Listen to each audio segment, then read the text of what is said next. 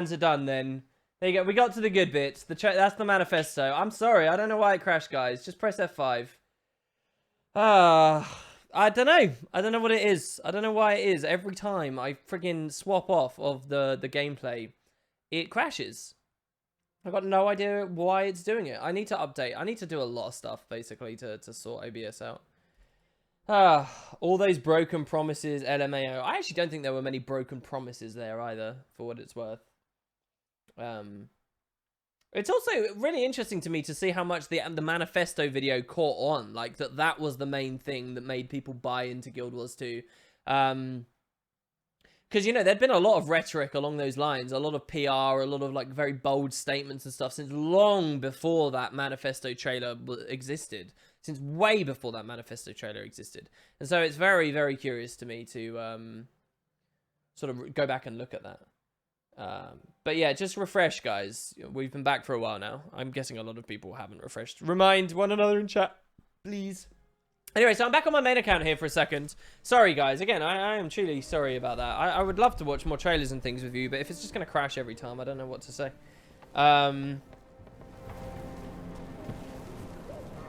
ANET shut him down because he was going to tell us about the X-Pack. I don't know anything about the X-Pack that a huge amount of the community doesn't already know. Like, honestly. What does this guy do during streaming? Just make new characters? No, I don't think... Well, the first thing I did was making a lot of new characters. Anyway, so yesterday, for the entertainment of the stream, someone did send us something. And I want to show it to you guys. Here, this here. Happy birthday, alright? So, this guy, Ava Damon Dread, 19 hours ago, says, happy birthday. This was after the stream closed down yesterday. Hope you have a nice evening and a great day tomorrow. Mr. Zomoros is expecting you. 250 hilts, 250 blades, 250 rampager inscriptions. That's right. We are being asked to roll for a precursor in the Forge. And so, I'm going to do it. Let's roll for a precursor. And if we get it, I'll be giving it away right here on the stream. One of you guys will win a pre if we get one. I've never got a pre out of the Mystic Forge ever, but this guy's done this lovely thing here, so we'll roll for a pre. So yeah. What's this? I think it just feels more real and serious if some devs go on camera showing their face and name while making promises. Yeah, probably. I see what you mean. I don't know, man. I feel like ArenaNet doesn't have a direction today and that they simply don't have ambitions for the game. How do you feel about that? I think that's way unnecessarily pessimistic and just ridiculous.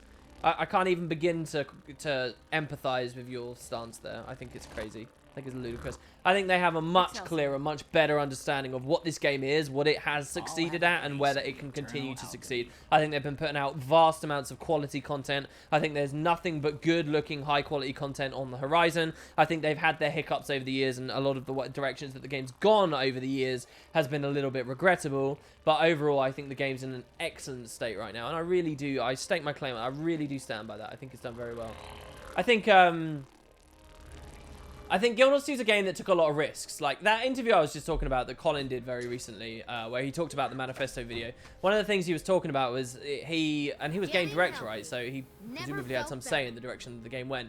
He was talking a lot about like how he feels it's important to take risks, and if you're not taking risks, you're not pushing the industry anywhere. You're not doing anything of worth. That it's like, and I think that's all very agreeable. But I think the one thing that, as a player, obviously, Guild Wars 2's taught me, and from seeing what Guild Wars 2's done, is that I can only agree with Colin to a point. I think that you take risks upon releasing a product, but I think that the risk-taking has to stop at some point. Like, Living World Season 1 was a risk that I think obviously didn't pay off, and, you know, that's what a risk is. It's something that can succeed or fail, but I think Guild Wars 2 took its risks at its release in 2012, and then very quickly they should have doubled down on what it succeeded at. And the risk-taking stops at that point, right? Like, the game is released. This is the product. Now, hone it into what it can be and make it something great. No more risks at that point. If you want to do if you want to tackle what it is to make a living world and a continually updated MMO, and you want to go for that, then that's the next product. You know what?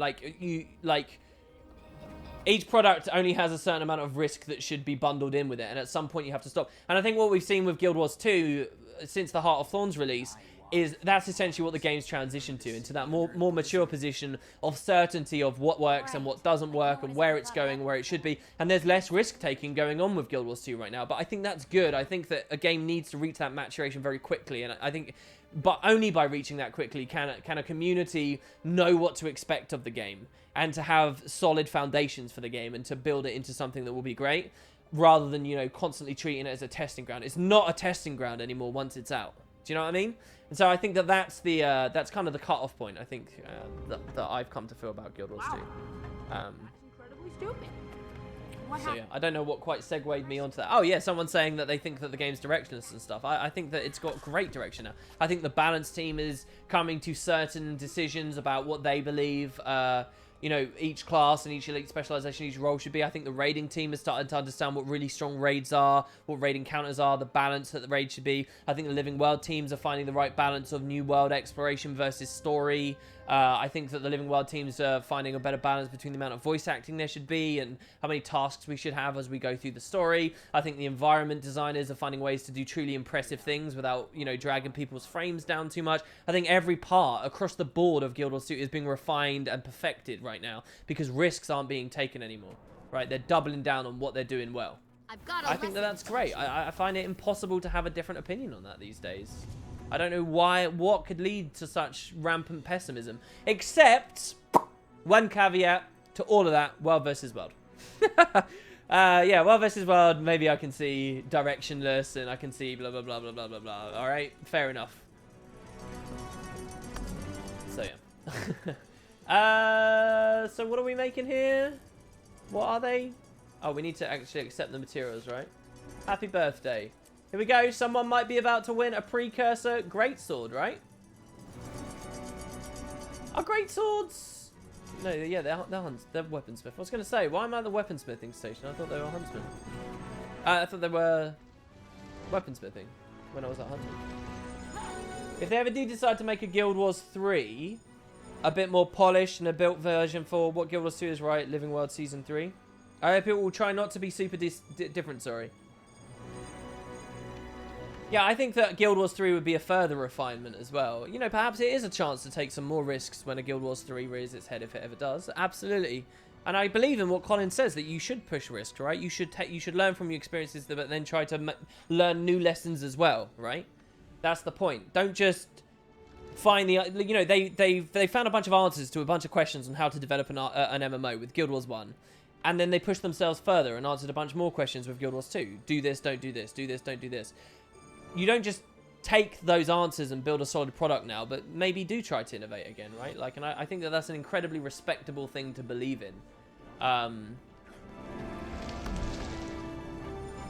Maybe the... you know, I don't know. Let's scroll down.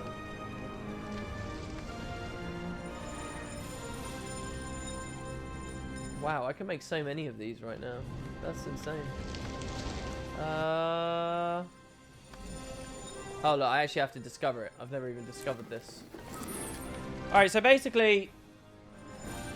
this inventory is a bit of a mess because of provisioner tokens. So, what I'm going to do is I'm going to hit craft all here. And when we fill to a certain point, I'm going to stop. Statistically speaking, this is rather rare. Oh... no, this should work. This should be fine. There we go. We'll stop there, and now we'll go forge. Right? Here we go. Who wants a pre? Who wants a dusk? Who wants a dawn? Is the stream really done? What? No. Why is the stream done? Huh? We didn't crash again, did we? No, we're still going. You think there's nothing to do in Guild Wars 2? Are you joking? What do you mean you think there's nothing to do in Guild Wars 2? Look, this isn't just me shilling my own video. But please, for the love of my sanity, go to YouTube, type Wooden Potatoes Account Tour, watch the whole thing, right? And come back. The stream will still be live when you come back. And come back and tell me there's nothing to do in Guild Wars 2. Alright? Go do that. My inventory isn't always a shit show, but this is my provisioner token character, so, you know, what do you expect? Oh, the clicking is not going to be fun here. It's going to be hard to... Statistically speaking, this is rather rare. It's going to be hard to look at chat. You want a zap? Sorry, no, these are great swords, so you can't get a zap out of this. Zap is sword. How can I help? The LA music is so bad. The current music isn't that bad.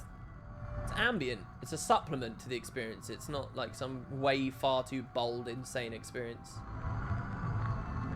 Which is what the other track is. Why does Guild Wars 2 get all this hate about nothing to do?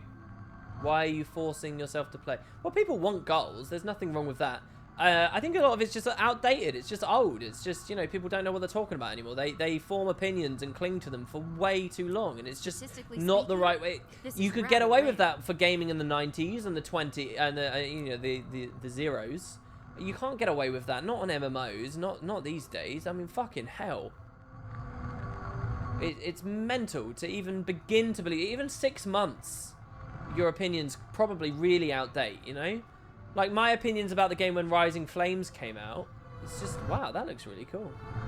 That is a really cool icon. Look at how cool that icon is. We have that skin unlocked somehow as well. That's bizarre. Those are battle axes. We don't got those. A lot of people in Sight and whatnot complain Guild Wars. In Sight? What do you mean in Sight? Complain Guild Wars 2 isn't good because it doesn't have a Trinity. The Trinity is a very foolish way of thinking about things as well, in my opinion. Like,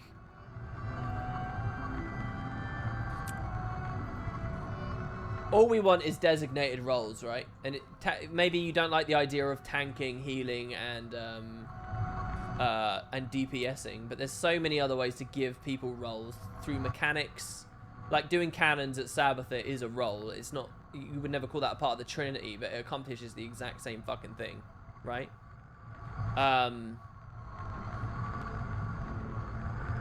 These are great swords I got out when we were rolling a second ago, are they? What a pleasant surprise. I think they are. Great sword, great sword, great sword, great sword. I just hope they're not provisional token related.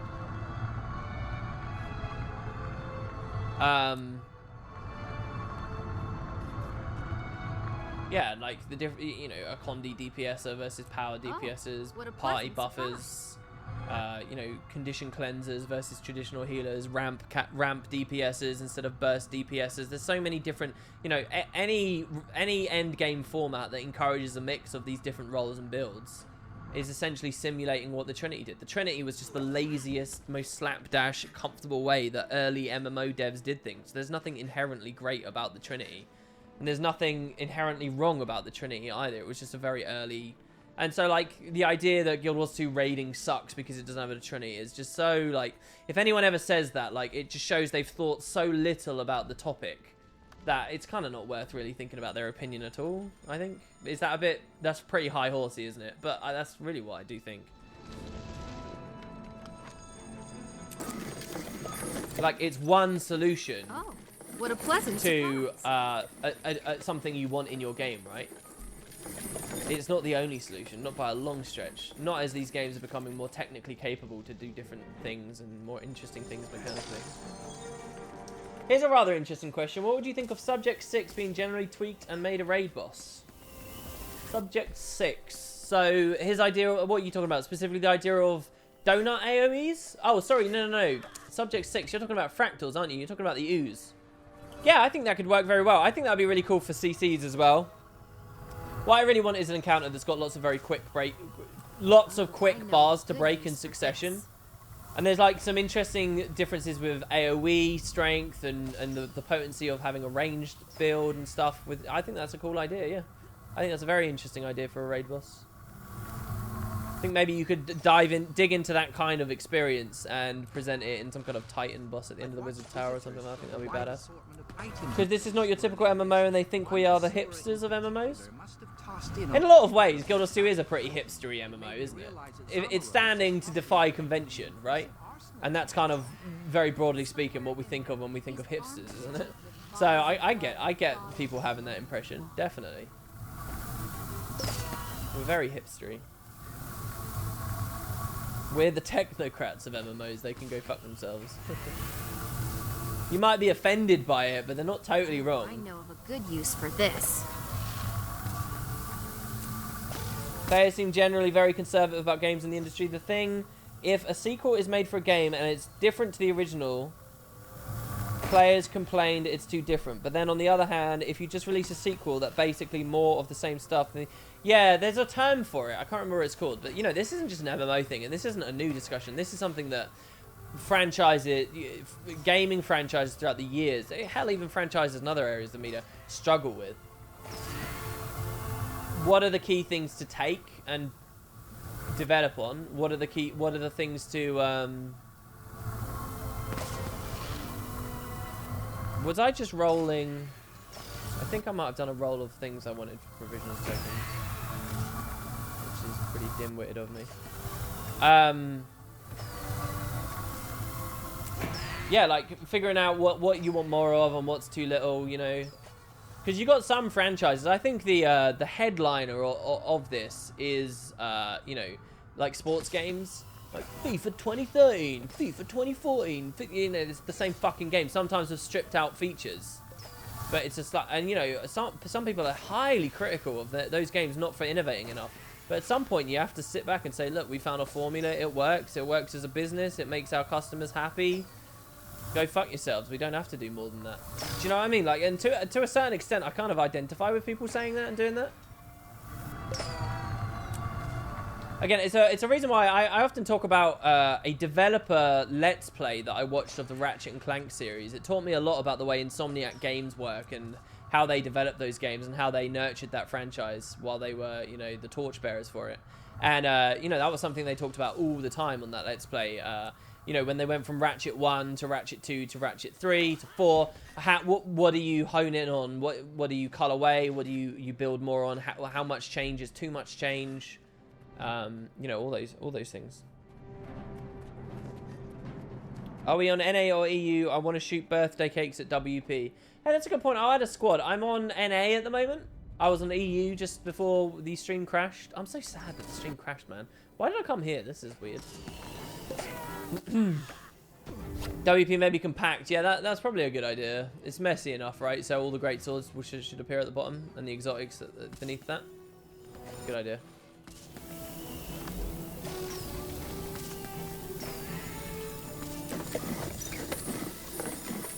We'll roll all of these in here.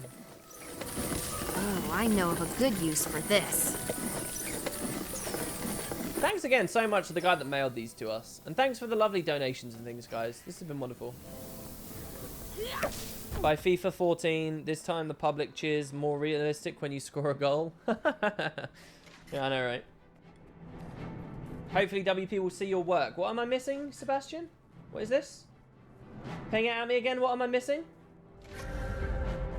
You've been shooting me with cake for 10 minutes. Oh, you have been? We do. Oh, no. Where's my cake right now? Oh, yeah. Here we go. Archie Kindlefire has given me cake. Thank you very much. All right, here we go. Yeah, beautiful. That compact. Mwah, beautiful. I'm a bit surprised I don't have a Mystic Forge contract. I'm not like some massive, crazy, wealthy, elitist nut job. I'm really not. I don't have any of the permanent contracts. Again, it's not that they've always been out of my reach, but again, I'm a big believer in pace breakers. I am, and I think that getting merchant contracts and shit, there are certain luxury and there's certain streamlinement, but I think that boundaries of what constitute good gameplay break away as soon as you do stuff like that. Oh, you know, what a pleasant surprise. To one person who's played probably too much of the game, you start calling things busy work that really aren't busy work. There are important aspects of the game. Skybringer. That's the icon for old precursor for Twilight, right?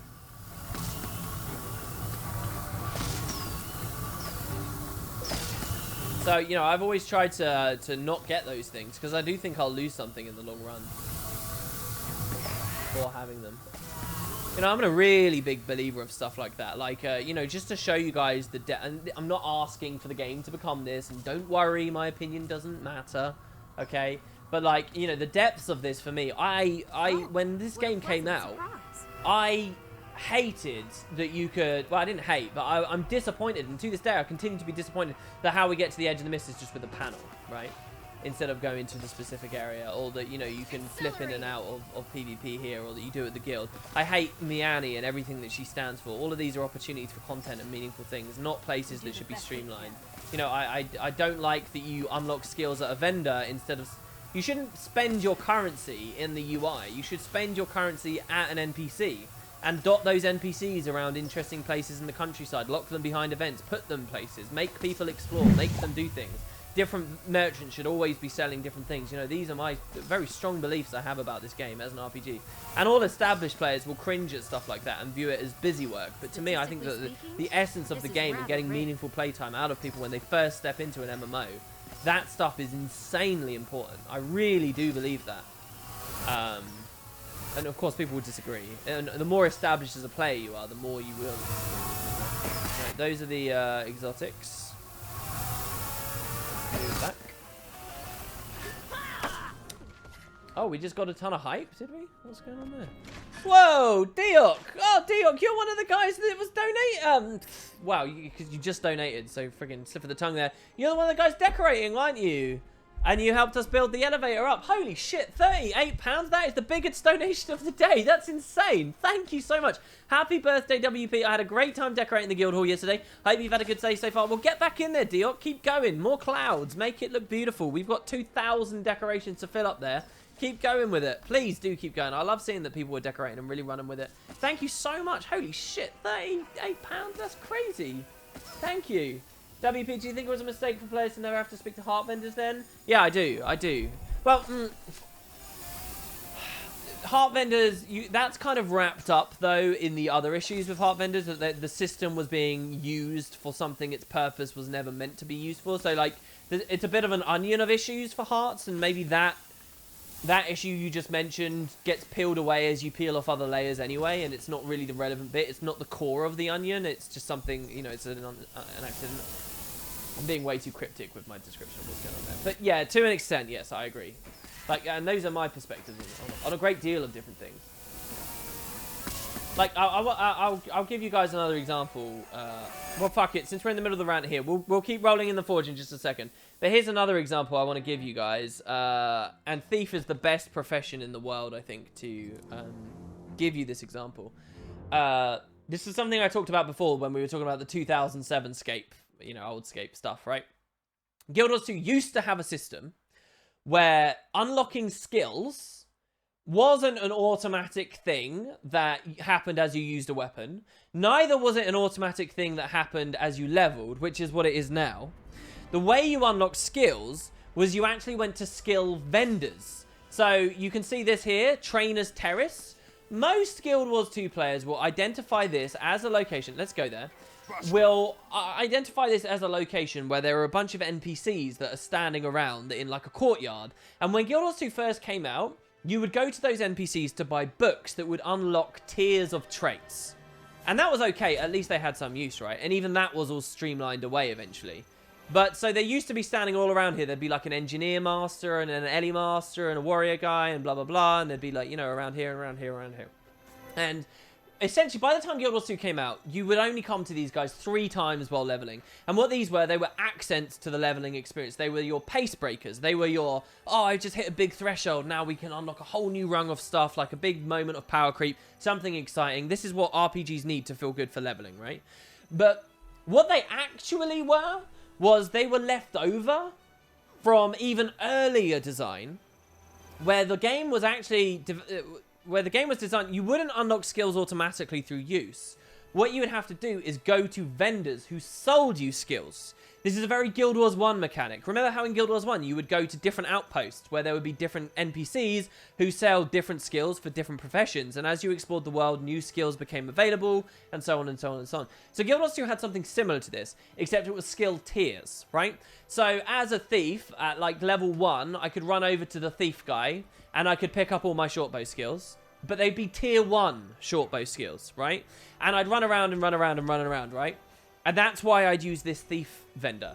And now maybe around level 2 and dotted around all the maps, there would be different vendors selling different skills at different tiers in different places. And so it made rewarding far more exciting and interesting. So, one of my greatest 2012 disappointments with this game, as I'm sure many of you guys will recall, is Garenhof. It's simultaneously one of the places I love the most and hate the most about Guild Wars 2. Because Garenhof is beautiful. Garenhof is the best example of what 2012 they did badly, right? Garenhof is an amazing place to come and explore. For 90% of the players, though, especially humans, they will have no personal story to do here, no reason to come here, except a single skill challenge and the POI that you'd pick up, right? And again, let me remind you that map completion wasn't supposed to be the be-all and end-all. So, but coming here, you'd get some vague lore, but no real tangible good reason to come and explore and talk to these characters. Under the old skill tier system, though, I, as a thief, might come here and I might find a shady guy in a back alley who buys me, like, tier 5 cluster bomb. And I'm like, oh, yeah, that's fucking cool. And you buy that. And so, again, these are, like, little pacemakers. This is what makes an RPG fun to explore and to build your character as you travel around the world and explore. And, again, that's going to sound like busy work to established players, but that is something truly that Guild Wars 2 would have thrived on, I believe, when it first came out, if they'd done that. And you could see ArenaNet started to maybe understand the strength of this and the importance of this when they started fucking about with the trait system. But they did too many other unrelated issues with traits, and people were used to convenience they should never have had, and people backlashed against it, essentially. But Thief's a great example of showing how these skill tiers work, because you'd be like, okay, so what? You just arbitrarily buy more damage on your skills? That seems kind of weird, doesn't it? Well, how is that so different to gear? Well, no, because it's also incredibly powerful for tutorializing the game, right? As a thief, right, a lot of your skills are really fucking layered. Really layered. So let's look at our auto attack, trick shot. Tier 1 trick shot could just be fire and arrow. Tier 2 trick shot can be fire and arrow that bounces once. Tier 3 trick shot might be it now bounces twice. Tier 4 trick shot might be, okay, it's now a physical projectile. And each time you're piecemeal learning an extra little thing instead of it all just being thrown at you. Tier 4 could increase the range, perhaps. Tier 5 might be, okay, you know, the final tier, Tier 10 trick shot, is what now means it does 25% more damage to poison foes. Be honest with me. Before I just read that out loud, type a 1 in Twitch chat. If you were a thief player and you didn't know that short bow auto did 25% more damage against poisoned foes. Be honest. If you've ever played Thief, if you've ever used short bow on Thief, and until right this second, you didn't know that the auto did 25% more damage to poisoned foes. Did you know that? If you didn't, type a 1. Because I guarantee tons of Thief players had no idea that that was a thing. However, the tier skill, the tiering system, you would know that because you would have explored and you would have been excited about unlocking the final version of Trick Shot, which gives you the 25% damage, right? Or, you know, a cluster bomb that now starts doing bleeds, or now does more targets, or now blasts, or now has a bigger radius, or whatever, right? Like, this forces people to learn. And Thief is a great example because every single Thief skill has just got an unbelievable amount of shit on it. Like, look at choking gas here. Look at this skill tooltip. Look at this. This is mental, guys.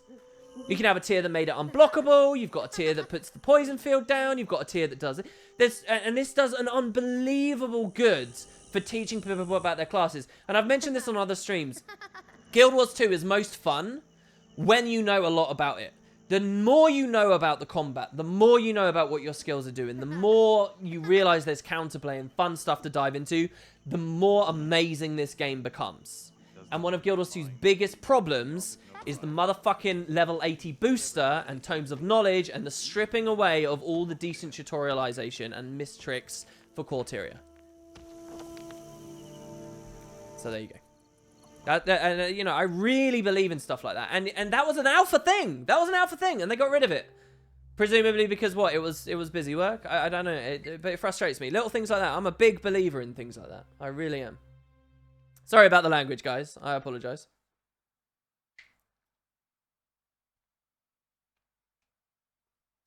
Bad example of Trick Shot. It only just got the 25% damage boost. Well, there you go. I didn't even realize that because I didn't know that before I read out there.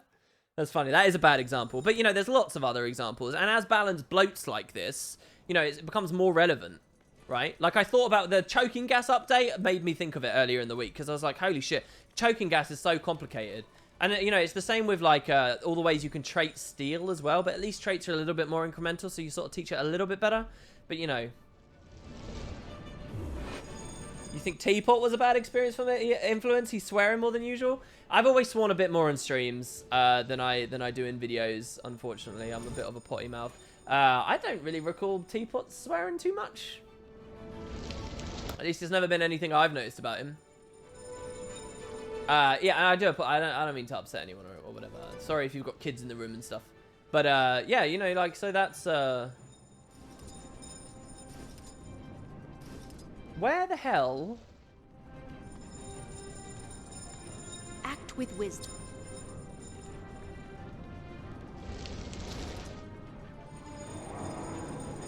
I don't get it. Why can't we craft more? Are we out? No. Oh, it's because it's Mithril, not Orichalcum. I'm an idiot. I'm such a fool. There you go. Greatsword. It's down here. I'm an idiot. Sorry. Oh. Yeah, I've never seen him play World vs. World. That's interesting. No, I haven't actually. I've caught his, you know, out of the corner of my eye, some of his streams. World vs. World. Hi, what are we doing right now? We're actually rolling for a precursor in the forge. If we can get a greatsword precursor, I will give it to someone on the stream here.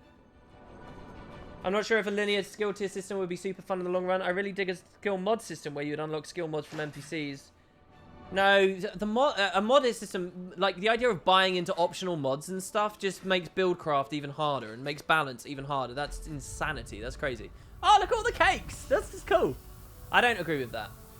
But, you know, and for what it's worth, I kind of detest how complicated a lot of the Guild Wars 2 skills and bloated there are now. Like, everyone's pretty much got 15 of these things at once, at least, if not more. And all of them are so layered and complicated. It's, you know, it's meant. It's the skill cap is crazy, and I think that holds area of the game back.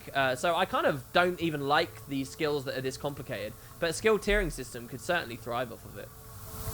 But yeah, you know, and now you've got people exploring different areas of the world, and leveling would be a thing. But people are used to a certain speed now. People are used to a certain pace. They're used to a certain freedom, and they would view any loss of that freedom as a bad thing. So Guild Wars 2 might have missed this opportunity. You know, it takes some balls to go back on some of these things now. People would just view it as busy work. And if I've learned anything about online communities, not Guild Wars 2, but just online communities in general, is that people, it doesn't take much to trigger people. And I don't think people would like a lot of what I think the game would have been better with. Happy birthday, and please accept your gift from Sebastian. I've got a gift? Oh, a mail. Really? Oh, on this account? I can't read my mails here, though. Because, well, I can delete this. Sorry to bother you, but what's the other Guild Wars 2 YouTuber called? The hot blonde metalhead with really long hair? I forgot his username, but I saw you do a stream with him and some others a long while ago. I'm pretty sure it was you. A stream with a hot blonde metalhead. Does anyone want to help Aishi out here 16 hours ago? Guild invite. You sent some bananas and some thorns. I'll send those back. I'm sorry, I can't accept these invites at the moment, guys. I really can't.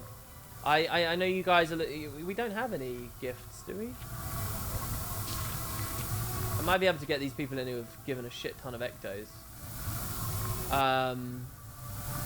WP, once again, happy birthday. I've made this super quickly to commemorate the occasion. I hope it's not too janky. Oh, it's an Imgur link. I see it, guys. I see it. Happy birthday, Wooden Potatoes. Oh, that's awesome. That's so cool. It's Liz holding a potato. That's really badass. Hey, and that's my old outfit as well. That looks awesome. Thank you so much. Oh, what a wonderful birthday. That is absolutely fab. Thank you very, very much. That's lovely. Yeah, are they talking about Liquor I was wondering that. You think he's talking about RPG Alex? Maybe. But I've never done anything with him. Thank you so much. That's really lovely. That's very, very cool. I'll put it in the fan art folder as soon as I can. Twitch chat gave it away before you could see. All right, let's roll these lower level greatswords now. We're not being too lucky here, guys. I would have expected multiple precursors to have come out of this already. Statistically speaking, this is rather rare.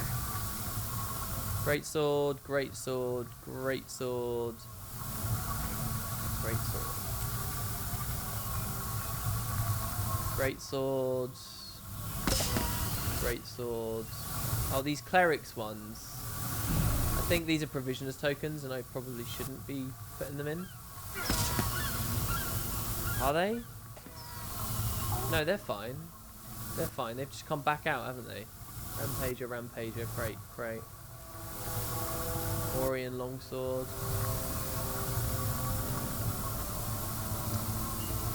Not particularly lucky just yet, guys. Great sword, great sword, great swords. Great swords.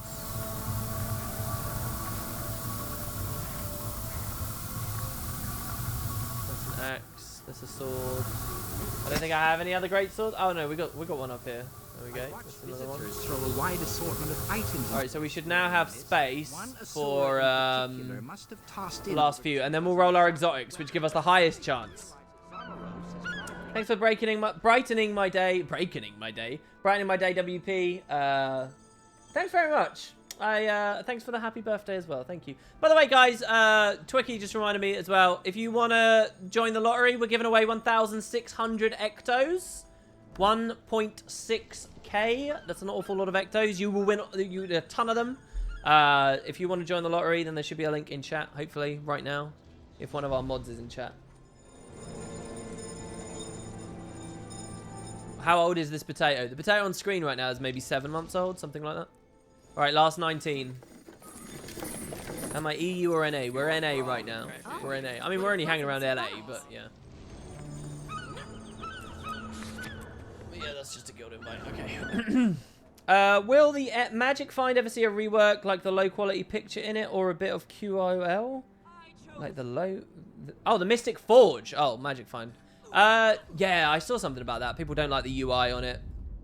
I don't know. I don't think it should be much of a priority, really. It would be nice to have a bit of an updated graphic. It would be nice to see a lot of the interface overhauled.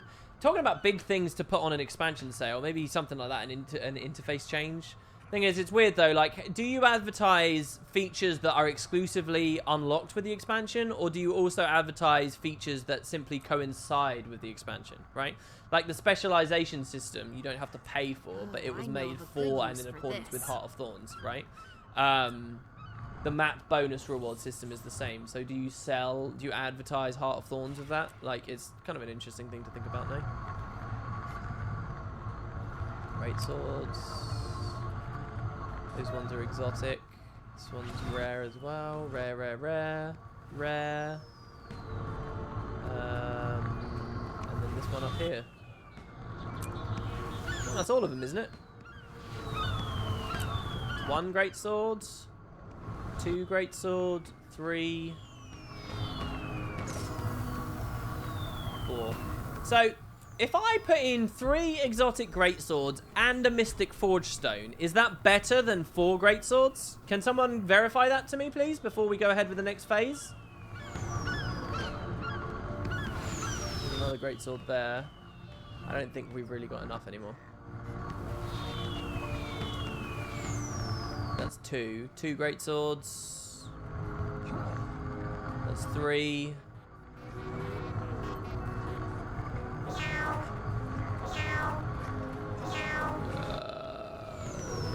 That's it. There's no more. We got 3, so we're out basically. We're out. The Mystic Stones count as a random exotic, so you'll roll for all weapons in the pool instead. Oh, okay. All right, never mind then. I thought they were just like a set completer kind of thing. All right. Okay, so here we go. Let's throw the exotic ones in. First, we've got Clerics, Iron Greatsword of Blood, level 75. I'll throw in the lower than level 80 ones first. This one, level 79. This one, level 78. We'll roll all of these at once, right? So there we go. 4 exotics. We get a Pearl Broadsword out, which is level 80. This one's level 80, so no. Level 80, level 80, level 80, 80, level 78. 78.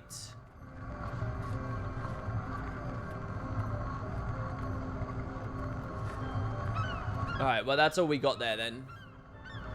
So let's just get all of those going. We got Skybringer back out. So we'll throw in a Skybringer with another Skybringer. With Doomseal. Actually, let's do the named exotics last of all, right? Let's do those last of all. So here's a Pearl Broadsword with another Pearl Broadsword. With a Tribal Greatsword and an Orion Longsword. And we get Ebon Blade out of it. Okay, so... and now we can go... scroll up. Alright, this will be the last roll then. So we got Skybringer plus Doomseal and Ebonblade. That's the last roll we can do. Ready, guys? At least someone was lucky on your birthday, saw a map spam and a screenshot of someone getting an invisible boot box. Oh, wow. Invisible boots. That's very cool. 3, 2, 1, go. Ah, man. This is like the third stream. Someone has lovingly donated a ton of rares for us to roll and give away the pre that comes out. I've never, ever, ever had a pre from the Forge. Well, there you go. We tried. We did our best. This is still more exciting than the finals of Ice Hockey World Championship this year. Gamble is a gamble. And better luck next year. Yeah, I know, right? Better luck next year. On the next birthday, we'll go for it. That's funny. All right, let's quickly finish our daily while we decide what we're going to do next. Oh, Hidden Garden. That's going to be in Mount Maelstrom. This is a very cool puzzle, actually. Especially if there's lots of players around. Let's start from Owen Isle. You've got 2 pre's from the toilet? Well, congratulations. It always makes me mad when I hear people are like, oh, my first ever roll, I got a pre. I'm like, damn it. It's not fair. Hoarding all the pre-courses for myself. It just shows how crazy it is when people give a pre on, you know, on the Zero to Hero thing. Not Zero to Hero. Legendary Hunt. What is wrong with me? Legendary Hunt. God, next year, by this time next year, I'll be freaking senile. Forgetting so much stuff. It's okay, WP. I never get ascended gear from T4s ever. That's unfortunate.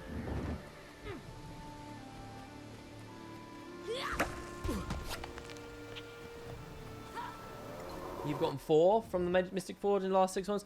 Yeah, I know. I got a friend who convinced me once to go for it because he was like, "Yeah, I've been so lucky. I did so well with it."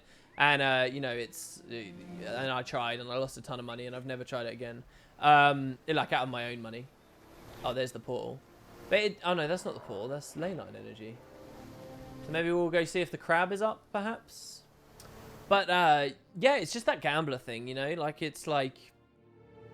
You know, you hear from someone's like, oh, yeah, I got all this money from online casino gambling. Yeah, I've got, like, a system, you know, like, I figured it out.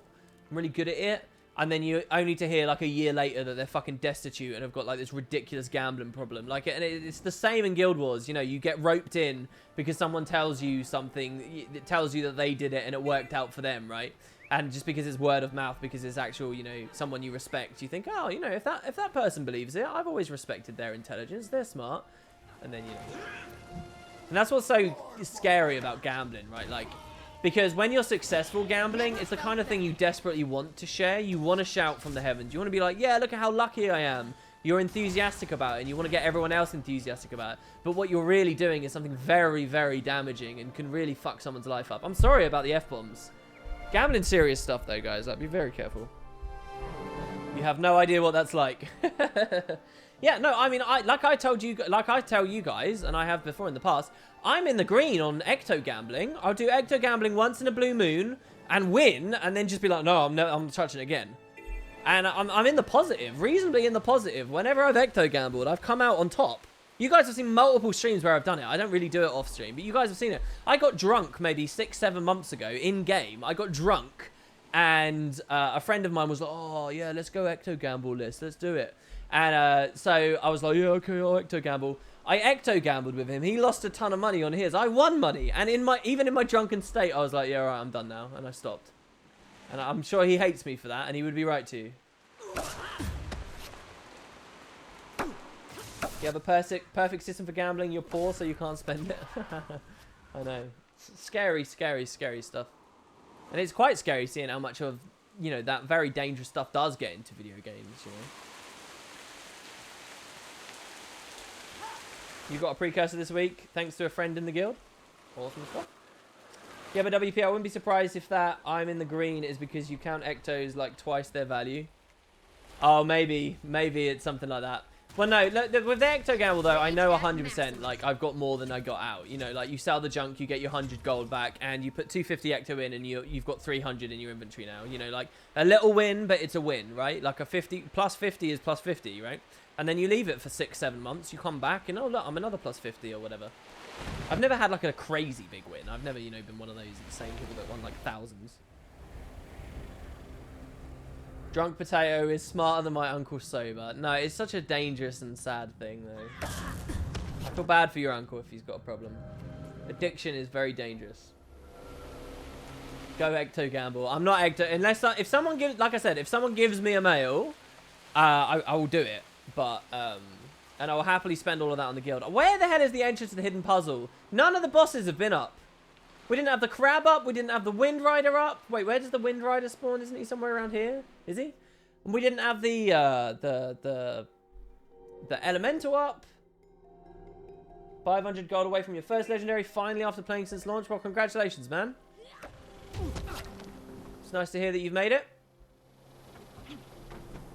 I don't know where I'm going right now. I don't know where there is no entrance near here, is there? Blah, blah, blah. You still profit on Ecto gambling from the stream as you're getting achievement progress. That's true. That is true. That's true. Very sneakily, you're right there. Here's one thing I kind of want to do, right? When we're on the legendary hunt, for the ones that we craft after the first two, because the first two we have to craft on the other account. But the ones we craft on the other, on the main account after that, instead of buying outright, which I think we're gonna craft 3 or 5. I will unlock those precursor skins on my main account for free, basically, with that, which will bump my account value up like a couple of 100 gold each time, which I'm kind of excited to do, and it's kind of like I'm kind of profiting off of the legendary hunt in a weird way. I mean, it would be a very petty thing to be mad about, but it's true, and I'm kind of like, yeah, I'll get the precursor skins unlocked. Rage at maximum. Power Engie's fun, man, in open world. It's very fun. Isn't the crab like here? Shouldn't it be here? How much is my total account value at this point in time? I don't know. I can't remember, but it's quite high. It is really quite high. The legendary hunt one is about 40 grand, 40,000 gold in total. I think we worked out last time. If you make Eternity to sell, you can unlock Sunrise and Twilight skins. Yeah, I have thought of that as well, but I don't know whether I'll do that because then we'd have to replace the other 2 skins. I think it should be up to the winner of the competition if they want to combine it into Eternity. Do you know what I mean? But it is tempting, but I think that's a bit stupid. How much is Gift of Fortune worth? Ballpark estimate? I really don't know, actually. Stack of Ecto... bunch of T6. Hey, happy birthday. Thank you very much. Thank you. It's been a good birthday, hasn't it? Thank you, Yammers49. It's really awesome of you, dude. Thanks for coming to the stream. Hope you're enjoying yourself, even though this has been really quite poo right now. I don't know what I'm doing or where I'm going. I'm looking for the portal into the hidden garden. That's what I'm looking for. There should be a boss that spawns here, or up on that other beach with the crab, or by the volcano, the fire guy. And then there's a 4th boss as well, as well, which I don't actually know where it is. And if the bosses aren't there, then there could at least be a portal there, suggesting they've been killed recently. But there's not even portals there right now. I hate... That's another thing that really frustrates me. Do you have the PvP knowledge and skill to actually be able to go pro if you'd strive for it? Do you have contacts, etc. to be able to make it into some team? I don't know about contacts anymore. I used to have contacts. And I would say that I probably am... I could dedicate the time to it if I, you know, basically just said fuck law. Yeah, sorry, I don't want to swear. Screw law, screw everything Guild Wars 2, forget Living World, forget all of it. I don't care about anything that the devs are doing anymore. I'm not going to talk about patches or anything. I'm only going to talk about balance. I'm going to go pure PvP all day, every day. I'm going to be streaming PvP and I'm going to be practicing PvP. I am obsessive enough with I am obsessive enough with games. If I really got into it again, which I have, I've been in that position before. I actually disappeared off of YouTube for a period of 3 to 4 months. The first winter that Guild Wars 2 was out, there were no videos, and it was because I was obsessively playing PvP and trying to do well in PvP and playing in teams with PvP and just completely addicted and dangerously like playing way too much of it. Like, and I do appreciate that about myself. So I think in terms of time investment and passion for it, I could go for that. But I do distinctively back then remember hitting a wall where I just, like, people were better at the game than me, and I kind of felt like I wasn't smart enough, I wasn't quick enough, I wasn't intelligent enough to keep competing. I remember being very concerned about that. But there's kind of 2 things. Now, I remember watching... so there was a guy who used to stream a lot of PvP. I don't know what he's doing right now. I think there were several times where he said he was quitting or whatever. But I remember that there's a guy a lot of you might be familiar with called Ostrich Eggs, who used to stream a lot of PvP. and play a lot of PvP. I don't know whether he's still around. But I remember he went on quite a famous, like, ragey rant, like, just angry, you know, mad rant on Twitch that everyone was linking around and laughing at or feeling sorry for him or whatever when it was going on. And I remember he was talking about being kicked out of a team or something. But he talked about something that I very much identify with and that I know exactly what he was talking about at the time. Essentially what he was saying was... I feel like I've been... I think this is what it was anyway. I could be really wrong, and I'm really sorry. I don't mean to be mean about anyone or anything. But I think the gist of it was this, that he was upset he'd been kicked off of the team, and that he felt he'd been kicked off the team because he's just very honest when he makes a mistake. I think he was saying something along those lines.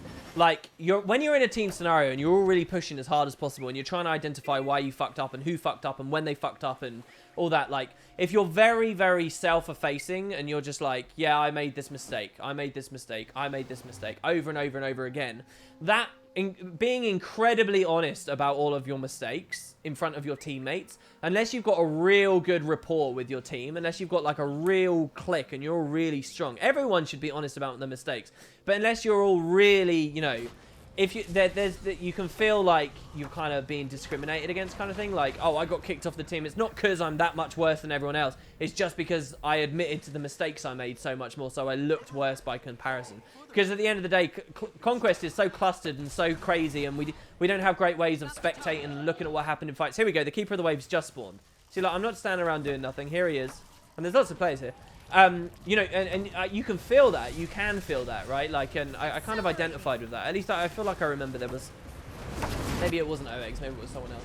But I remember someone was, you know, going on a bit of a rant about this kind of thing. And I felt, when I really tried at PvP, I felt very much that way as well. I felt like I was always really constantly piping up, my bad, we lost that 2v2 because of me. We lost this 2v2 because of me. We lost this we lost this team fight because of me. Yeah, I rotated badly. Yeah, I went for boss and I shouldn't have. Yeah, I did this and I shouldn't have. And just, you know, and what that can be is if you're just like starting to build a team, if you're trying to be competitive together, and all these people are hearing over and over and over again is you admitting to fucking up, at some point they're gonna start thinking, right, do I want to play with this guy? And I'm not saying I ever got kicked out of a team or whatever, but I was always very, very aware of feeling like I was maybe the one holding people back. So, you know, you ask me if I put all my time and all my energy and I really went for it, could I be a pro player? I don't know. Maybe I'm just not smart enough, right? And I'm open to that. What do? We take the essence, right? I know of a good use for this. No, we don't. We break off a piece for the Cantle of Earth. Ah. Capitalize. And it didn't do it again. Come on, I'm pressing shift, man. Okay. WP Pro Typer confirmed. But I would say of myself that I'm an above average PvPer. When I really care about it, I would definitely say that.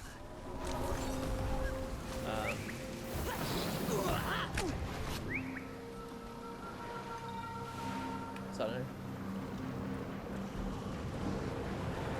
Typing to delete items is so tedious. I know, but sometimes it can save you. Sometimes it can. On the PvP thing, did you ever get in the mindset on the other side where it was fairly obvious you were in a different league than your teammates, but you simply could not win enough because of them? Yes, so yeah, I've had that as well. You know, like you got 5 people in a team. I went through maybe 2 or 3 different teams, and I wouldn't want to get too specific. A lot of those players, I'm sure, aren't around anymore, or they're not doing anything more. But over those 2 or 3 different teams that I played with and got serious with, there were members of the team that I felt like were holding us back. And we'd talk about it, and there were members of those teams that I felt like I could be the one holding them back, you know. Definitely. You got to understand as well, I did this NA, and NA was much more like loose and pugging. There was a lot more pugging going on, and people would just swap around. And, you know, you'd always have the sense that, oh, you're probably not going to pug with those people, they're not good enough. Or, those people probably aren't going to pug with me because I haven't proved myself as good enough to them yet, kind of thing. Do you know what I mean? And I had people who were on my teams for a while who, you know, ended up going and playing with other guys because they thought that those groups would be better, and some of them had success and some of them didn't. Of the people that I played with and the teams I played with, I would say this, that most of them have also played with people that you'd see, you know, going to the LANs when they were running and being on more recognizable streams and teams and things. But, you know, again, it was NA, and it was more a world of super pugs, and it was more a world of just sort of less teams going on. There were never much going on, really, and especially on the NA side. But this was also very, very early days. Very early days. Tournament ticket days. Days where the Mystic Forge was there, and we had a totally different wardrobe, and you could earn profit from PvP by rolling for dies and stuff like that. These are very, very different times. So we got this Cantle here as well now. So now we're going to glide. So we got water, we got earth. Now we want air. Fire is at the top, and air is on the other side.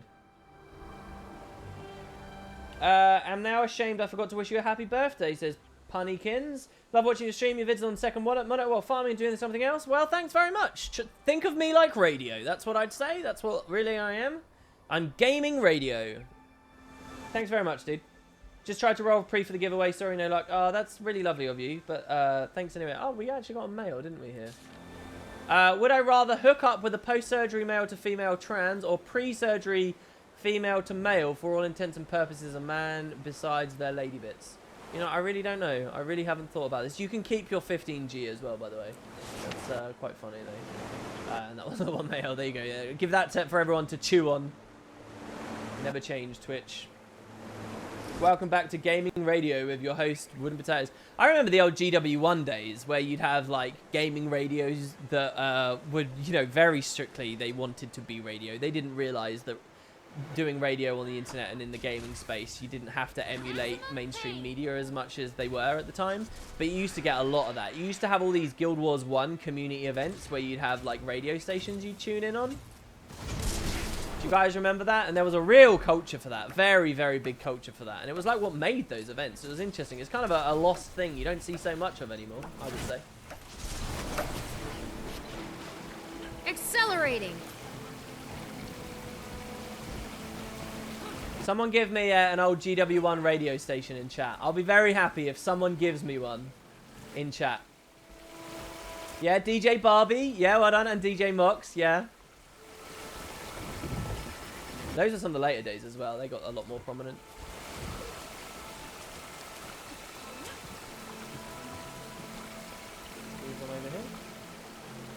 You missed GW1 podcasts.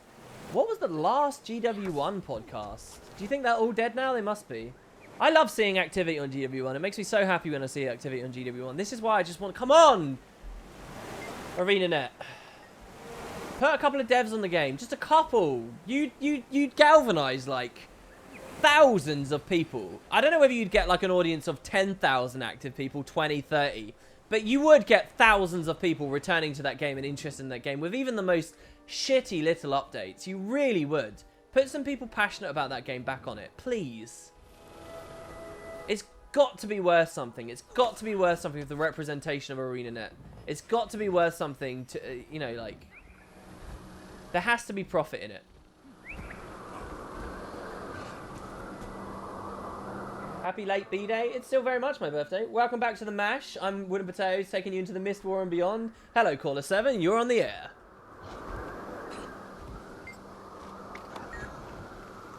Radio would be cool to work in.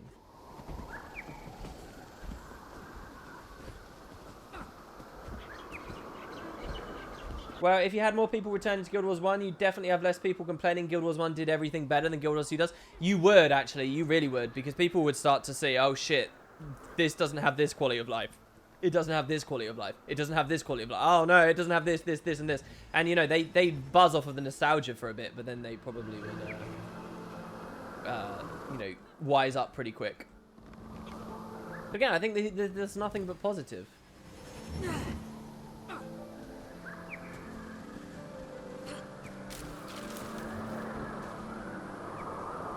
You could listen to me on Radio X in the morning. Radio X. Sponsored by Razer. Break off a piece. There we go. So we got the 4 candles. Do we double click them or do we just... No, we don't. So now we go to the chest. What a beautiful jumping puzzle, eh? What a great little addition to the game. Beautiful. Alright, cool. And then lastly, activity participation. Let's go see what the activity of the day is, shall we? I actually do a little hosting as a fill-in for a local station. It's more talk showy than I'd like, but it's still cool because, you know, radio hosts and stuff. The most I ever listened to radio was when I was maybe 15, 16, 17. I used to listen to my local radio, nothing to do with gaming, but I used to listen to local radio in bed at night. I used to fall asleep to it. And they used to do a show about like love, like a romance show, where people would call in and talk to the host of the show about like their love life issues and stuff. And it was always vaguely interesting, but I remember one night where this complete loser called the station, and he was ranting and rambling about how much he hated women and how they were just, you know, he had all these terrible, you know, offensive, horrible opinions. And, you know, it was really quite in your face, right? It was very, very profound.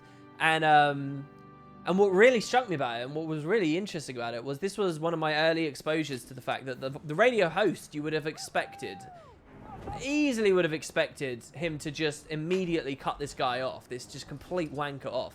But he didn't, and he deliberately kept him on the air, just expressly because he knew it was controversial and it was funny for everyone to laugh at him, and it was, you know, it was entertaining essentially. It was kind of that Jerry Springer experience. That was so perfect that we dropped that there with that thing. And that guy missed his steal as well. And we get the elimination on the Kaka there. It was so... And that was the first time that really struck me, you know. And of course you see it everywhere now.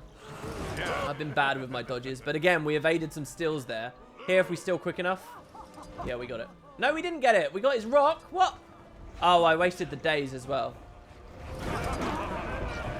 Damn. Oh, it's because I used the skill 2, not the skill 1. I'm bad at this these days.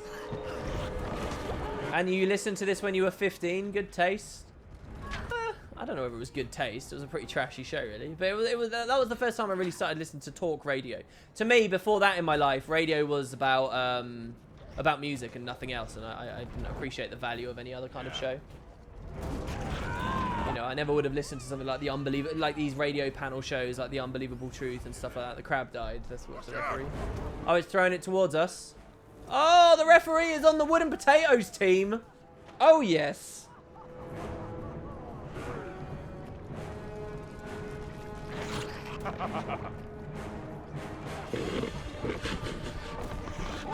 Did he get it? He didn't get it. We got crippled, though. And it's sweet, sweet, sweet victory, yeah. When the fall's for the taking. I can never think of that song without thinking of SpongeBob. Oh, pick it up, you twat. Oh, I don't know whether that's because he was bad at the game, but he totally bluffed me there. I preemptively stole. Oh, no, the fear. Does he know what is... I think he's just bad because he never used his skill 3. Oh, and I got feared. Clever. Clever girl. I'll let the crab kill him and pick it up in a second. I'll stand back so I don't get cleaved by it. Oh, and I got... No, he was trying to daze the other dude. I mean, it was obstructed accidentally. It's fine. That person doesn't know. Back in the lead, baby. You used to listen to Cabin Pressure, the radio comedy when you were at uni. That's interesting. Oh, I got no health. Got no health. That's fine, though. There's no one around. Oh, and the elimination. Oh, but the crab died. Let's watch. Watch out. Gently now. Oh, it's back to us again. See, I think a lot of... I really love this activity. This activity is cool. It's very cool. Some slight refinements. It's be badass. Really rewards awareness. People with very low awareness on this just spend the entire time getting CC'd all over the place and think it's terrible. But if you really take the time to think about it, the way it works, and there's so much like duping and just cool stuff. Stealing people's... like the anchor is a really fun part of the game. Stealing people's fishing hooks, or deliberately standing between them and the fishing rods to like intercept. All that stuff is just so cool. I missed my steal there. That's how close is that guy to winning? Deliberately letting other people fight over the crab when you're in the lead to like secure it further. There's just a lot of really cool stuff. Like there, I could have been good at the game, and I could like that crab's almost dead anyway. He used his skill 3. Oh, but he didn't use it for very long. I'll take it. It's almost dead, so the second we go down, we're sort of in some shit. But like, it's really, really cool. I love this thing. There you go. And let it die when the next thing comes in. We're blind, so we can't steal there. It's okay. He wasted a dodge. We had to dodge roll first to... Oh, come on. I was pressing the skill 3. That's from playing NA, man. Ugh. It's okay. It's over here.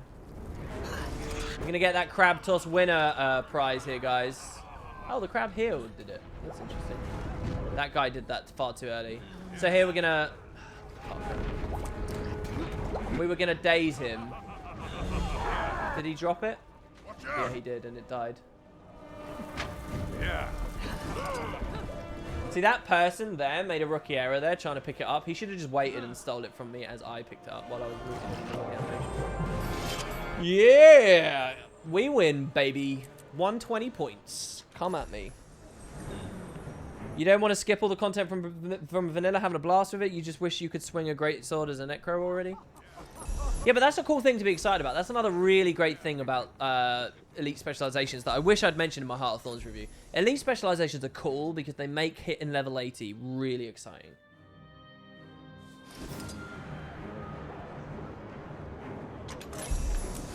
Alright, anyway, there we go. Showing off some scrab toss skills. The activities for this game are great. You just wish the devs would bring back Polymock. The thing is, building the arena, Atari 1777, isn't really anything. The environment art and getting that in position and even hooking up on a surrogate to it is like nothing compared to the complexity and discussion and work that actually goes into fully building that minigame. I think we will one day see Polymock in this game. It will just be when we get an Asura sort of slanted expansion. And that's something you can put on there, like a big ticket item there. Derveg says, can't stick around, but I dropped in to say happy birthday. Thanks so much, Derveg. Everyone's been so lovely today. Thank you very much. Thanks, Yammers, for the sub earlier as well. Thank you very much. Hopefully I haven't missed anything. No, the last donation was over an hour ago. Thank you very much, guys. If we didn't have Elite Specs, it'd be like back to 2013 when people complained about no endgame. Well, Elite Specs alone didn't add endgame. But yeah, there is this kind of bizarre, like, foolish, idiotic thing that regular MMO players will do, is that they will say level 80 is endgame, right? Like, the second I hit level 80... if I don't have anything to do after leveling at that point, then that's endgame, right? Like, and it's so stupid. It's so foolish. In one way, it's one of the very few good things I have to say about the level 80 booster, because throwing a level 80 booster at someone instantly when they get into Guild Wars 2 is kind of a way of saying, fuck you. Don't judge our game like that. Don't you dare suggest that level 80 and everything after that is just endgame. Because look, you're level 80 instantly. What? Oh my god. No Carb Gingerbread donated £50. Oh my god, thank you so much, No Carb Gingerbread. Welcome back. Thanks for the being, the Zen Master of Perspective on the game state, a lore deity, and a soothing voice to unchain from a stressful workday. Wow, after I just had that very aggressive comment there. Have a nice birthday. Thanks so much, No Carb Gingerbread. Does No Carb Gingerbread actually exist? That sounds interesting. Wow, £50. Thank you so much. Wow, what an incredible gift. Thank you very, very, very much. Not even my own mother gave me that much money on my birthday here. She gave me about £17 to cover the fish and a couple of little accessories for him. Thank you very much. Wow, that's lovely. Thank you. Oh, and we had the lovely artwork. Oh. I'm pretty happy, actually, that my birthday landed on a stream day. I wonder what it'll be next year. I wonder if I won't be able to stream next year. You have to be off. Happy birthday once again, WP. I'll catch the rest of the stream later nights. Catch you later, El Preed. What are we going to do, guys? What are we doing now? Actually, I've got no idea. I'll check the hall again. I'll look at these balloons. Oh, we'll go on to list and do those balloons. And then we'll move on. Twitch greater than WP's mum confirmed. 50 sterling is quite a bit of dough. It is, yeah. I could get some sweet fish and chips. There's no fish and chip place nearby, but... yeah, wow. Thank you so much. You guys are so generous. I really feel like I don't deserve it as well at the moment, because my videos are not as consistent as they should be. Does your bear have live plants? Actually, he doesn't. But he does have some very soft plants. There's no way he'll cut his fins on anything. And he's got some moss balls, which are sort of live plants. Well, they are live plants, but, you know, they don't quite count. But the tank as it's set up right now has got excellent circulation and filtration. Much better than it used to have. And bettas are actually quite hardy fish. They're very beautiful fish, and they can be kind of delicate if there were lots of other fish and get aggressive, and, you know, fish might nip at their fins or other betters. You know, you can't put 2 male betters in together. But he's alone, so... Fish cam in the future. I am actually quite excited to do a potato cam with the new tank in the background. I'd love to do that. Does WP have a guide on what to do at level 80? I think I don't have a formal one. I'm thinking one of my prospective series this year is I want to do a new player guide. I want to do a new player series for people hoping to get into the next expansion.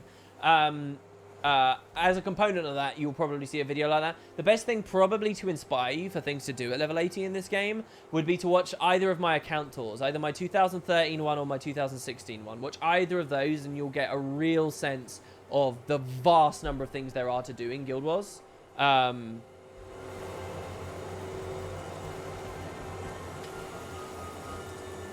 Couldn't spell bouquet there, guys. I'm ashamed to admit it. Alright, so here we go. We'll make more balloon bundles here. Make 6 of these. Ooh, 40 bundles? Yeah, alright, why not? 40 bundles. That will turn into 20 massive bouquets. You know, I need to buy a tank-safe plastic potato and put it in the tank. That would be kind of cool. I mean, the thing is, guys, like, you know me as wooden potatoes, right? But, like... in real world, I don't, you know, the most I have is, like, I've got this wooden potato from Isaiah Cartwright on my desk, and I've got some big Guild Wars 2 canvas art. People on Patreon will have seen that post when I moved in and I put that up. I've got some big Guild Wars 2 canvas art up there, and then I've got a display cabinet with Guild Wars books and thing, yeah, the books and the games and the collector's edition and stuff. But outside of that, you know, I don't really, you know, it's not like I've got wooden potatoes written on the walls everywhere, or, you know, a YouTube silver play button mounted and stuff. Mostly my apartment just looks like a normal kind of, you wouldn't tell. So it'd be a bit weird. But for the purposes of a face cam, like yeah, that would be pretty cool. That'd be pretty exciting. Thank you, Corey Dulo. Thank you very much. And welcome back to the Spud Club. Someone's got an eye for fine potatoes. Have you ever had a friend over that didn't know you were WP and see the wooden potatoes on your shelf or the colored bulb? The eternity. No one's ever really commented on that stuff because we all just have junk and, you know, cluttered desks filled with gaming stuff. Yeah. So what I'm saying is that it's my secret identity.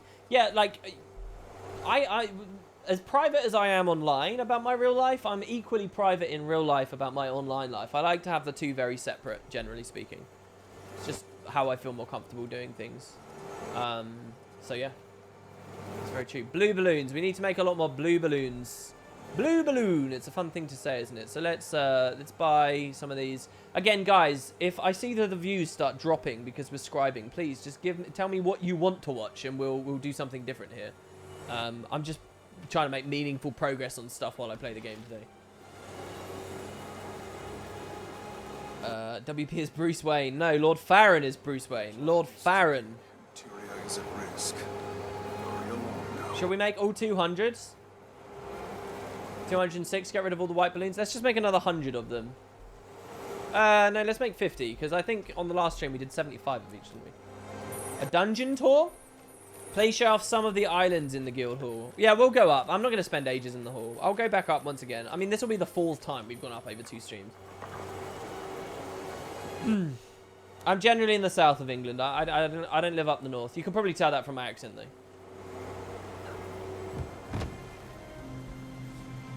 Happy birthday. Are we having a party? Not really.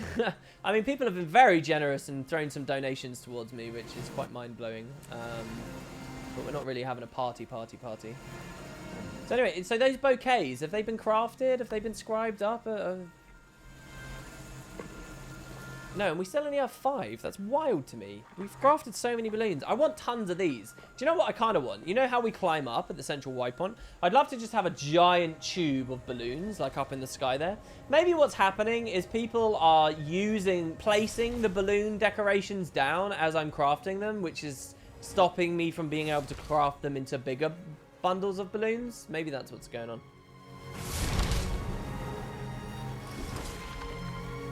Go join Teapot's raid.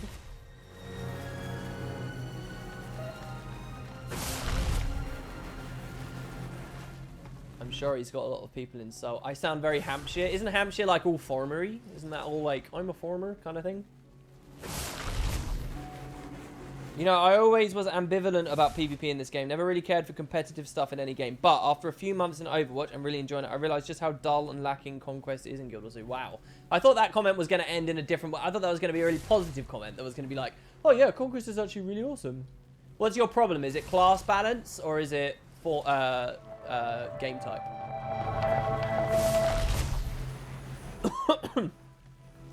Here we go. So these are the floating islands, guys. This is the world in the sky. It's amazing how close that island looks, but then you realize it's actually a million miles away. Just because you lose all perspective of distance once you get up here. I really feel like this should be closer. I feel like this platform should already be a big, nice, happy platform. Like a random small one. Oh, look at these floating islands. Yeah, the floating mountains work really well. I really like the floating mountains. I really like them. I think that they look excellent. Hopefully we don't bump our head. Ah, we always bump our head on that. It's always slightly too high, I think. Happy birthday. Thank you very much. Place some snow piles all over the place near other clouds. Yeah, some people have tried to do that. Ah, we hit our head again. One of the coolest things is to do this with the helicopters, because the helicopters don't have collision. Oh, no, they do have collision. I'm an idiot. Well, anyway. This is another cool little super adventure world here. This is very badass. Look at this, guys. Look at what we've built. Cornwall was what you were thinking, but that might just be because of watching so much Doc Martin. I do love Cornwall. I will say that much. Perhaps as a cheeky little hint there. I do very much like Cornwall. And Devon, and a lot of those areas very south. Is this Minecraft? I loved when SAB came out. And when I say loved, I mean I hated. But that thing of where people were like, why is Guild Wars 2 trying to be Minecraft? Like, Minecraft has a monopoly on this aesthetic now. Do you know what I mean? It's hilarious. Oh, this is it. This is what I'm talking about. Look at this. This is what I want to see lots of. This is so cool. It's like someone's floated their house up into the sky. This is badass. I like this a lot. And a signpost. Good afternoon. Are you in any need of assistance today, sir? Pixar. Oh, it's about as of 1993. That is legendary. That's so cool. Good job, dude. Look at this long path over there of clouds. Oh, or is that what we made? Is that what we made? Oh, someone should make like a rainbow road, right? That just goes way off into the distance. Just like a long fucking highway in the sky that just goes all the way down here. Can you imagine that? Like, no one would have built stuff all the way out here. This is so huge. Oh, this is very, very cool. Do you think we can make it over there, guys? It's going to be tricksy. It's going to be tough. No, it's out of range. Maybe... Oh, God. It's going to be tough. Oh, my God. Oh, yes. Here we go. Oh, no, come on, man.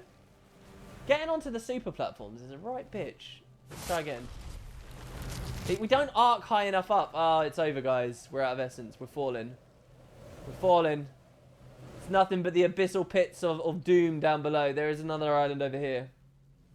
That name shivers me timbers. Happy birthday, WP. Many years thanks to you and for making my experience in Guild Wars 100 times better. Thanks so much, Marcus. It's really lovely of you. I hope to continue going. All right, okay. So, what do we want to do? I suppose I could start doing legendary hunt crafting on this account. Because I do have, like, I'll show you guys some stuff here. If we look at my bank, right? I've got a gift of exploration already. I've got a character that's almost ready with world completion. It's sort of nearly-ish done, right? Which will be another 2. And then here I've got 3 gifts of battle from the Wild vs. Wild I've been playing recently. Here we have an Eldritch Scroll. We have, in terms of skill points on this account, we could easily buy 3. We've got 5,000 Spirit Shards. Look at this. It's mental. And I never appreciate how many I have of these. So we could buy 3 of those gifts. Let's do that. Yeah, that might be fun. So we could get 3 gifts. We could load up on 3 gifts of mastery here. Now, I don't have the funds moved across right now to get the 3 gifts of fortune as well. But that's pretty much a doddle to do as well. You get a sinking feeling when you jump down without gliding. Yeah, I don't get that anymore. I used to a little bit in games, sometimes, very rarely. But since gliding came in, I've lost that experience now. Sadly. Seek, and you shall... I knew that would happen as well. Unfortunately, it was one of the things I was bitching about. How do you pick... Hey, WP, how do we get into the legendary giveaway? Well, the giveaway itself isn't actually running just yet. The giveaway is like this, right? This, back to what I was talking about before. This should be at the end of a meta event chain, like how we could only originally get obsidian shards at the end of the Balthazar chain. This should be for sale after beating, like, Jormag, or after beating Tequatl, or after beating Lissa, or, you know, any of the meta events that currently don't have it. This should be where we get it, not Miani. Anyway, I've said that a million times. So we're going to buy 3 of these. 3 bloodstone shards for 600. And we've still got 4,000 sitting about. Like, Jesus. Armor and... So let's go deposit those. What else do we need? 250 ecto for each one? My word. Which would be there. So how many ectos have I got? I've spent a lot of ectos recently on legendary armor stuff, and I intend to continue doing so. So if you look down here, this is all in prep for my legendary armor. But we do have 2 stacks, so let's just move those up. So that's all of those. And now we just need 2 more gifts of exploration, which we get from world completion on one of the characters here. So, world completion. We're doing this a bit all over the place, really. But, world completion. So, who do we want to do it on? Guys, you get to vote here on chat, right? Oh, there's lots of hypes, and I heard an overlay. Does that mean... It does mean! Wow! Oh my god, it's the same guy again? Hey WP, sorry I topped your dear mother with another £20. Dude, whoa, please don't, please be cautious. Please consider giving me more money than I deserve. Thank you so much. Hey WP, sorry I topped your dear mother. Just imagine this crisp 20 came right from her. Don't spend it all on sweets. P.S. The gingerbread is no carb because there's no bread. I'm just ginger. Oh, I see. That's a cool little name then there as well. Corrid Jewel as well, resubbed 9 minutes ago, and I'm sorry that I missed that. Thank you so much, no carb gingerbread. Wow. I'm a bit blown away.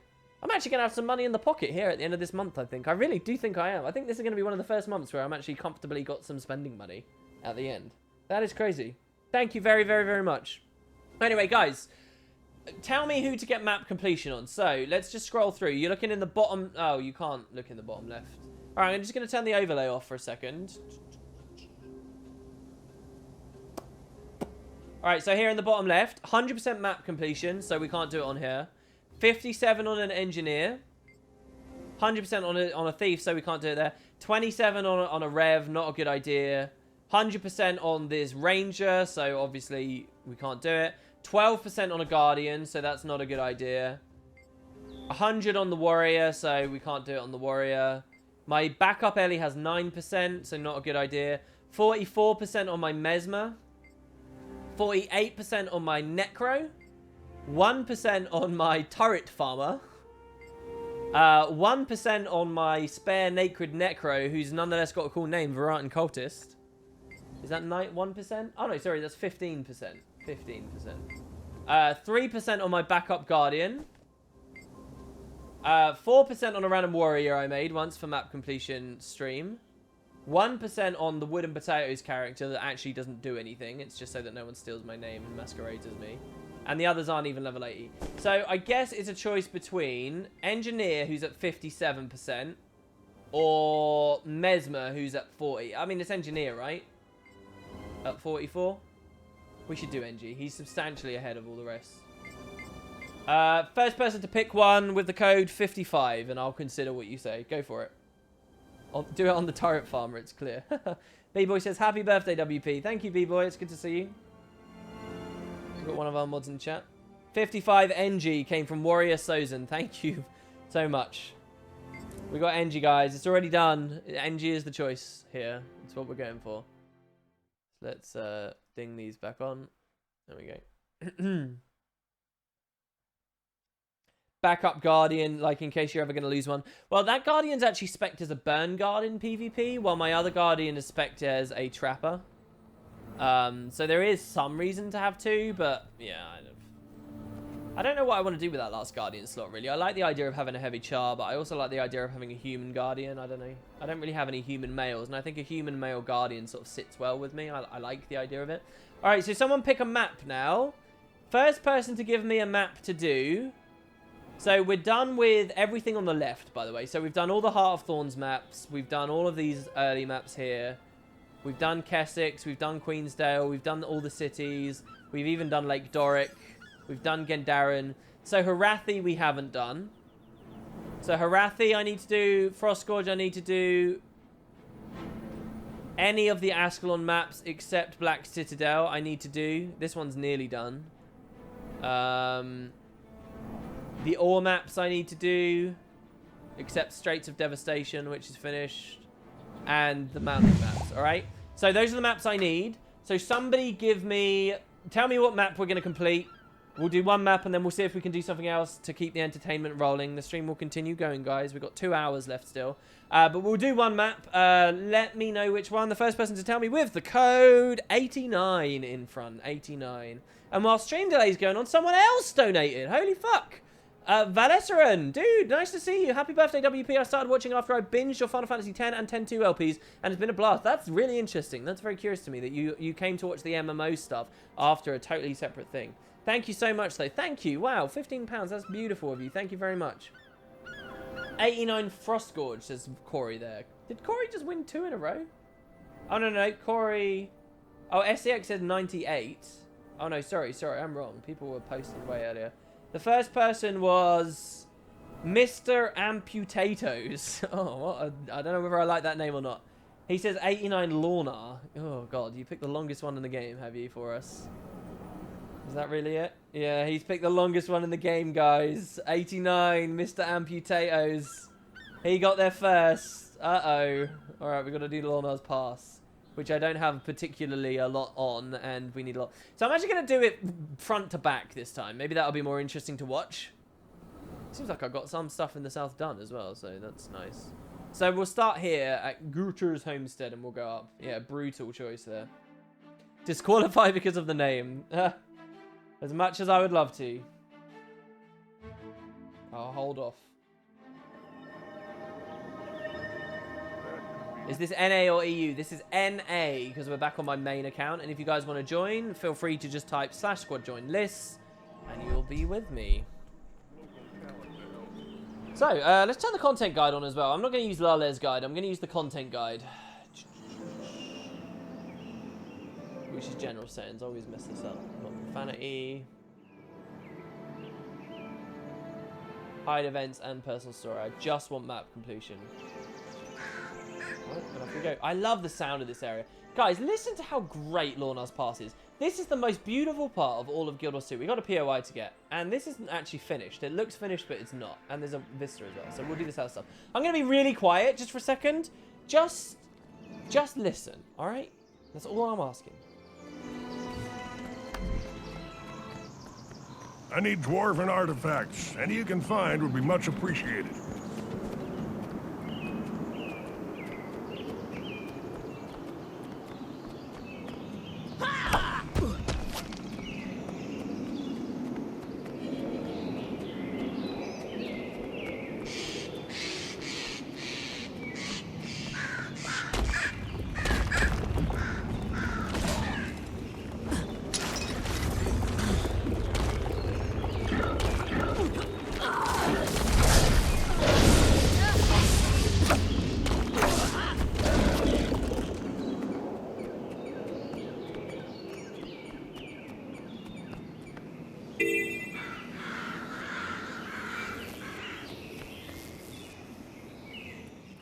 Man, such ambience, am I right? Like, come on, it's so ambient and beautiful and awesome. It's so cool. I love the ambience of this area of the world. It's the best. So excellent. Ah, I love it so much. There we go. We needed one more thing to kill. Yeah, maybe it is just lots of birds. Maybe that sounds like a cacophony of bird nonsense to you guys, but I like that. I really like that. I love this area. Oh, yes, the sounds of screaming and rocks thrown at birds. I wish they would put some more ambient noise like that elsewhere in the game. I know, like, because it really is so striking that it's just here. If I wasn't scared that OBS would crash, I would show you... There's some other videos. You know how we watched the trailers earlier? There's some other videos of... from before the game came out, which are essentially concept art reels, just all Guild Wars 2 concept art rolling with this kind of ambient music in the background and sound effects in the background, and it is drop dead gorgeous. The impression you get of exploring this world, the scope, it's insane. It's so wonderful. It's one of those other pre-release things that, like, you know, never quite lived up in the end. But if you guys have got some time, if you really want to chill out, if you're studying, for example, or if you're, you know, you're going to be distracted for a bit, but you just want to be calm, you want something that's sort of akin to white noise, trust me, type into YouTube, do it right now, open a tab, because you'll forget otherwise, because I know you want to keep watching the stream, the amazing stream. But open a tab, right? And type in GDC, Guild Wars 2 concept art reel. There should be like 4 or 5 videos, 4 or 5 different parts. There's no commentary in them or anything. It's just art from Guild Wars. Animated, moving art at times. Just different bits of concept of Guild Wars with Guild Wars 2 sound effects rolling in the background. Just to give you an impression of exploring Tyria. And, you know, these are these grandiose, epic, you know, high proportion kind of sweeping landscape shots of Tyria rolling by that just flare your imagination up, right? With this beautiful art. It's gorgeous, guys. It's incredible. It's really, really strong. And you know, I'm tempted to be mad that Guild Wars 2 never lived up to it, but it's like it's this impossible thing to live up to. It's impossible in the same way that, you know, like a book will resonate with someone as this beautiful thing because it can exist purely within your mind and it will never be tampered by the restrictions of realistic implementation. God, that was a mouthful, but you get what I mean, right? Like, there can never be an adaptation of a book or a book series that will be perfect because you imagined it as perfect as it can be already. Invigorating. And it's kind of, you know, the gaming equivalent of that. If you look at those concept art reels, they're insane. They're really, really beautiful. What was the video name for the art stuff? GDC, concept art, Guild Wars 2. Maybe throw 2010 in there or something. I have all of them downloaded on my PC. I occasionally use them in my videos. They're amazing. There you go. SCX, the freaking Google God has found it right there. There's a link. Click the link. That's part 1 and part 2 and whatever will be in related videos and stuff. Trust YouTube and Google to get you the rest of the way. But they're incredible. Pause my stream. Turn my gabbling ass off for a second. And, ooh, gabbling ass. Turn me off for a second and just watch it and just, oh. I would say close your eyes and listen, but no, don't close your eyes. Look. You know, that's concept. That's what the people making this game had to go by to inspire them to make something amazing. Listen to it and love it. I mean, they're quite long. They're like, you know, this is why I say it's good to put on in the background if you're studying or whatever.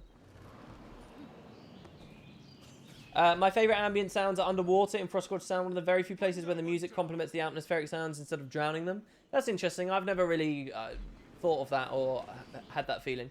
But, yeah, I wouldn't be surprised. Oh, we got that really cool meta event going on with all the branches and stuff. That's interesting. This is such an annoying heart. Why are we back here already? It feels like just yesterday we were here on the other account. Do you guys remember having to do this on the other account? There were no enemies last time, though. I'll take you with me.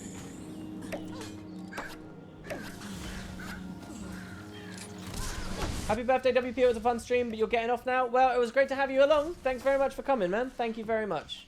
And hopefully you have a great night and hopefully you have a great day. It only struck me after I went scuba diving in real life because the bubbling sound underwater is amazingly close to the real deal. That's cool. That's cool. I've never... Well, I have been scuba diving, but only in a pool and for a period of about 2 hours, tops. Which was supposed to be like a training thing for the real thing later in the holiday, but our holiday was over at that point, so basically just in a pool and that was it. It was interesting.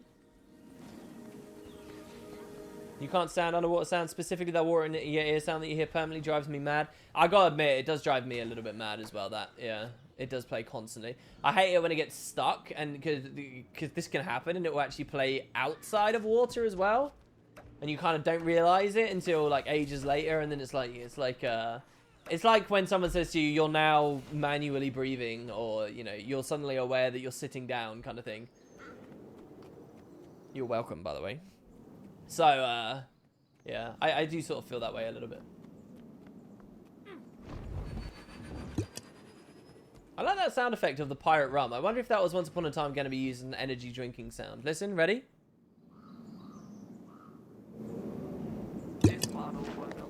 I like it. It's cool. Interesting. You're now aware of the position of your tongue in your mouth. That one never really got me.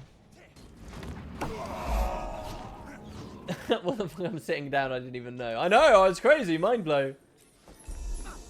You guys are going to hate me. Seriously, if you're a little bit squeamish, mute for a second. Seriously, mute for a second. But of all of these things that, you know, like you're aware of blinking or whatever, or of all of those, the one that really gets to me and the one that really gets a reaction out of me, and I think of it every time, and it really, really makes me, like, wince, and I just don't like it. Like, one of those weird, like, little things that you plant it in someone's brain and it gets stuck there and they just don't like it, right? Like, that really makes me wince is, and it's not even really in the same ballpark, but I always think about it when this topic comes up. And mute, again, seriously, if you're not interested in this, it'll only take, like, 5 seconds, right?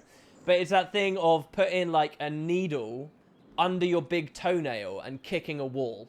And whenever, I'm always like, oh, no. Like, I hate that one. Like, that comes up all the time. And I cannot shake the thought of that from my mind whenever this invariably comes up at some point. All the time. And it's just horrible. And I'm like, ah. But that's stuck with me. It's just a part of me now. Throughout life, I have to go through life knowing about that concept and wincing at it whenever I'm unfortunately reminded of it. That's my morning ritual. And it's just... And it's the way it's just very pernicious. It just sticks there and just... Thank God I'm too high to remember this convo. You will remember it. I'll do that thing where I say it 3 times in a row so it will never go away. Step lively then. Oh, this is the annoying heart. It wasn't the other one. It's this one. This is the nightmare heart.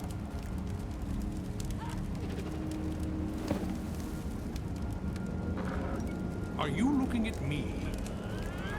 There's another one as well. Here, I'll mute again if you guys want, right? Mute again, right? So you know the kind of level we're dealing with here. But there's another one as well that I always think of as well. And it's actually kind of screwed me up at swimming pools. Because I've got it, this is like a real, like, I'm really neurotic about this. I'm really, like, I hate this one, right? It's not quite as bad as the toe one to me. But there's this other one as well. I can mute again, all right, for 15 seconds. But it's the idea of, because I read about this in a paper once that someone did this. It's the idea of someone sabotaged a water slide by, like, duct taping or super gluing or, like, you know, hammering in a razor blade into the water slide, so that as people slide over, like, the razor blade, like, slices into your skin as you go. That one as well, like, is just, it makes me cringe and it makes me just, it's the worst. So those two, really, they're really, like, And whenever, like, the idea of swimming comes up or going to a water slide or whatever, like, that's another one that it's just always just stuck in my head. It will not shake. It will not go away. And it's just this horrible, like, fear, scary, horrible thing. It's just like, just the idea of it's just bad. It's just bad. Anyway, you guys get to share in it with me now. So thank you very much for all the lovely donations on my birthday. This is my gift to you. There you go. All right, we're done now. No more. No more, I promise. I promise. And I hope that the warning to mute was enough for people. It's going to be great because in like 2 weeks, I'm going to get some messages on Wooden Potatoes 2 of people being like, oh, I hate you, WP, because they would have just got it.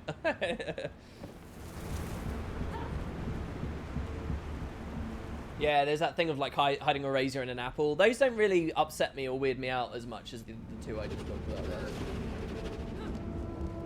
Or has absolutely beautiful ambience. Kershaw ambience is all Australia ambient noises. Uncomfortably makes it feel very at home.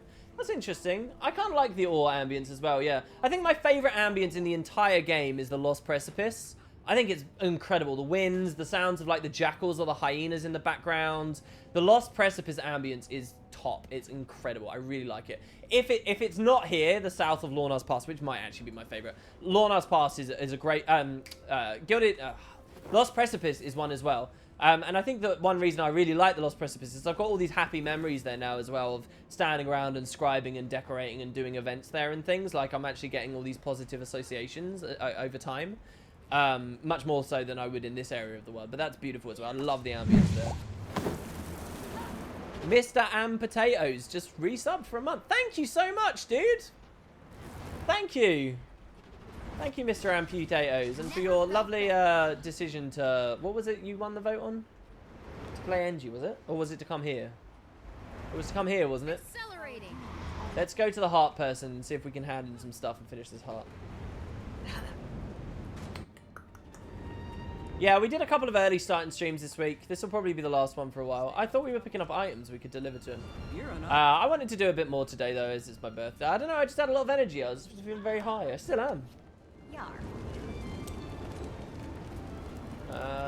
Swash pirate, swash pirate. Swash pirate, swash pirate. Those valuables look... Don't get in my way. Problem is lots of players around. The fact that I brought a Zerg of players here, they're all doing the little duels and now we're like struggling, right? Like we don't have... You can find would be much appreciated. You became a pirate to bully people. Problem? Freshwater crab, we can't kill them. Someone says they can't join the map. If you can't join the map, it's probably because you're playing on European servers instead of North American servers, which is where you should be. You ran the last Eye of the North mission to see the Prime Modus cutscene. He does look as cool as I remembered. He looks totally different in this game. What? Totally different. I mean, he's cool in both games, but he does look totally different. I think it's fine, though. As we discussed on a recent stream. Swash pirate. Oh, there's a cannonball up there. Oh, do you want to... Nope. Pirate chest. Get a broken lockpick from it. Oh, good, good, good. Someone to fight. Excellent. And another sub from Ricardo. Welcome, Rio Cardio. You heard WP, you should be on NA servers. Actually, I think if you're into raiding... I hate to do this because this makes the issue worse. But if you're into raiding, it really strikes me that EU has a lot more activity. Like, a lot more activity. And so, maybe that's the better place to go. And like I say, I'm making the issue worse with that. But I think that it's fairly evident. EU seems to have a stronger raiding scene, a stronger PvP scene. I don't know, NA. What can I say? More EU players turn up to our events than NA players do. Oh, we had a donation. Sorry, I'm not trying to slag off NA players. I just turned the light on because I realised it's starting to get dark. Totemic. Oh, sorry, Tometic. Tometic donated £6.66. Thank you very much. Hey, man. Finally a proper time to thank you so much for the content you make. I listen, not watch. That would be dangerous. All of your videos and streams in my car on my way to work. Hey, you're not the first one. Thank you very much. That's awesome. Question, how does anyone else do that? Happy birthday and keep it up. I think the coolest one I ever heard about that, right, was back when we first started streaming. I spent basically all my time in Corteria. I was doing like challenge runs where I was leveling characters and trying to get to the end. And if you guys know anything about my streams, I'm constantly banging on about the same thing, Corteria, and just whinging about it and just being very salty and very critical and very, very heavy, right? Like a lot of my streams are very heavy. We get very verbose, we get very bogged down and you know, even antagonistic. You know, I'll wrestle with comments sometimes. Hopefully everyone comes away feeling good, but you know, my streams are pretty heavy, right? And so it would very much surprise me to ever hear a dev watching these. But back when he was game director, Colin Johansson said he used to tune in to Potatoes for Breakfast, is what it was at the time.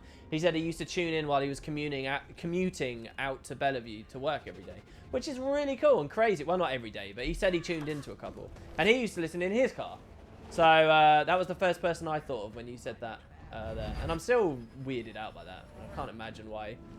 If there's anything that would make you lose enthusiasm, I think it would probably be watching, for, you know, developing Guild Wars 2, is probably watching too much Wood and Potatoes.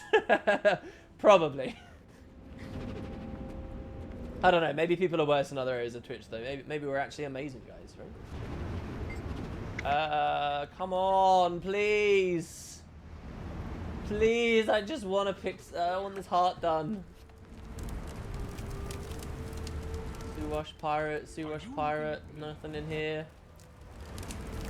How do you feel about the Secret Whispers based in Lorna's Pass? I think it's awesome, and I think Corteria needed a million times more things just like that.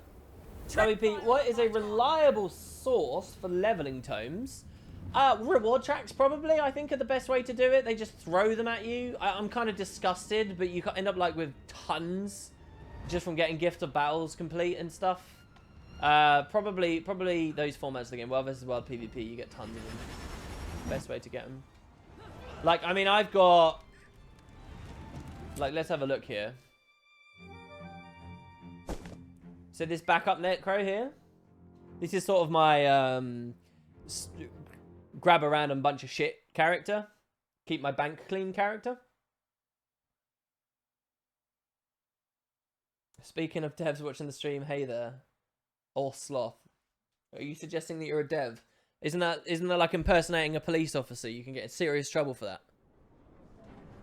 You actually can in game, right? So, for example, my collection of tomes. I've never even tried to have tomes. I have 500, 1,000, 1,250, 1,385 levels from tomes. And I mean, I play quite a lot of PvP, to be fair, but like it's a bit nutty how many tomes the game gives you. It's not just the level 80 booster that's a problem, it's all this. You know, that's more characters than I'd ever care to make. All prices are non-negotiable. Let's play investigate. I want So, to yeah. chasm. Problem, officer? What seems to be the officer problem?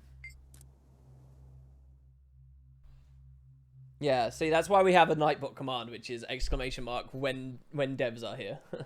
Please send me tomes. I don't PvP, and Wild vs. Wild is so slow for getting them. I'm sorry, they're account bound. I mean, if I could sell them on like LFG or something. What do you think? That's a really interesting question. What do you think the value of a tome of knowledge would be if they could be traded? Because I'm willing to bet it would be like 10 silver or some shit. It would be like nothing. That's how, like, ridiculous the game's got. That's how much they've hand-waved the idea of having an RPG where you like to level up and stuff. That's how much they've strayed from the goal. That it would be that valueless to the community. What do you guys think? Ignore what I just said. Ignore my 10 silver. Rewind the clock. Pretend I didn't say that. What do you guys think a Tome of Knowledge is worth? Seriously.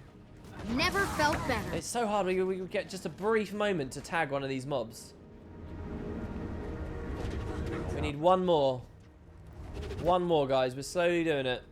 3 silver, 10 silver, 25 silver, 5 gold? Less than a gold for sure. 1 gold. 32 silver. It's interesting. Do you think that would be a bad move, the devs making those tradable? It's probably something that people would do as with bot accounts or something, Like right? this, I'll be able to... well, never mind. I actually don't have that many, but that's probably because I consistently use them on your other characters. The market would be flooded, under 50 silver, probably under 20. A couple of silver to begin with, and then a supply drops off about 5 gold. Really? You think that? When people are sitting with stacks and stacks and stacks of them? This guy seems to respawn quite frequently. Good job with the ping there, dude. Yeah! Hype! We're done. Let's get out of here.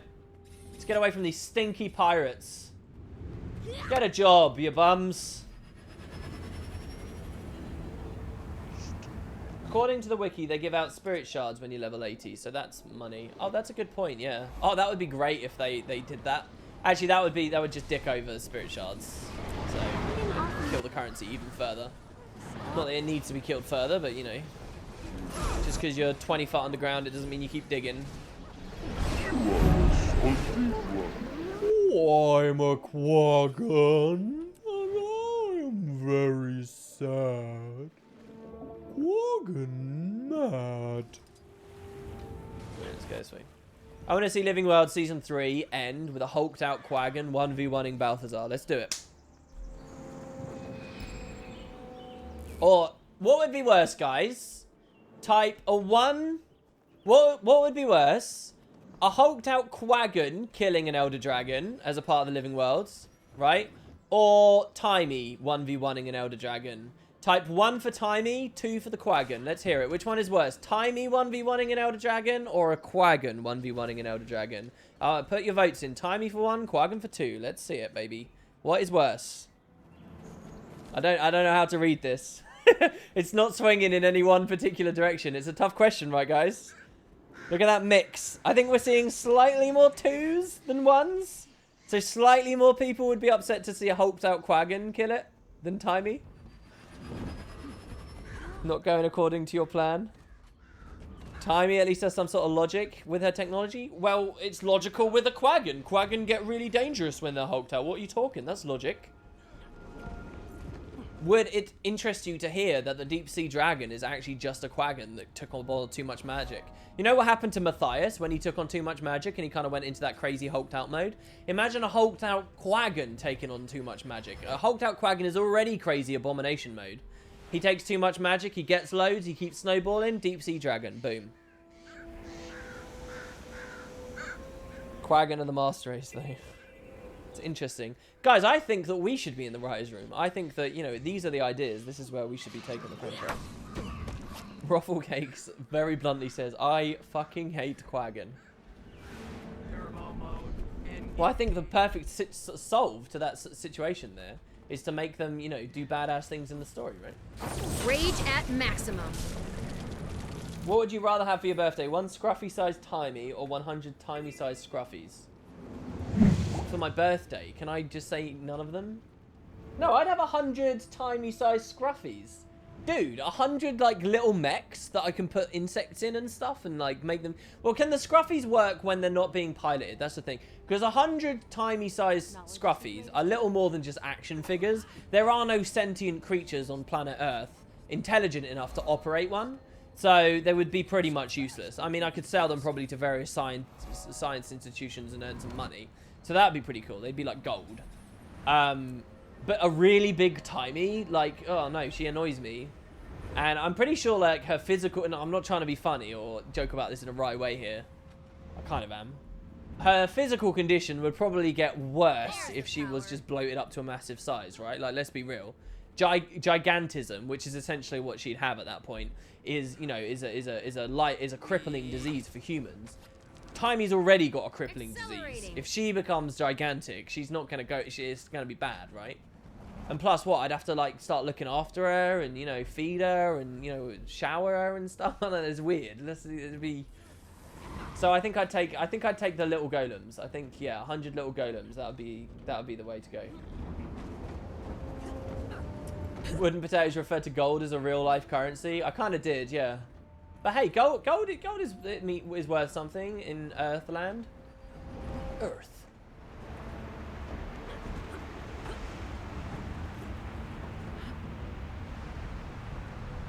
What would you have, a miniature tonic in real life or an embiggening tonic? That's a good question. Would I want an embiggening tonic or a shrinking tonic? How are you more useful to the world? We're suggesting that there's no health issues that come as a result of this, right? There's no, you know, it's all good. I think you're probably more useful to the world with the mini tonic, right? Basically, being able to become a borrower, being able to, you know, sneak into people's houses or into bank vaults and things. I mean, are you a lot weaker? How does it work? Am I like Ant-Man? Do I get the same strength? The embiggening tonic, you know, just because you're big, it doesn't make you bulletproof or, you know, any of that stuff. Well, how could you earn more money? How could you be happier?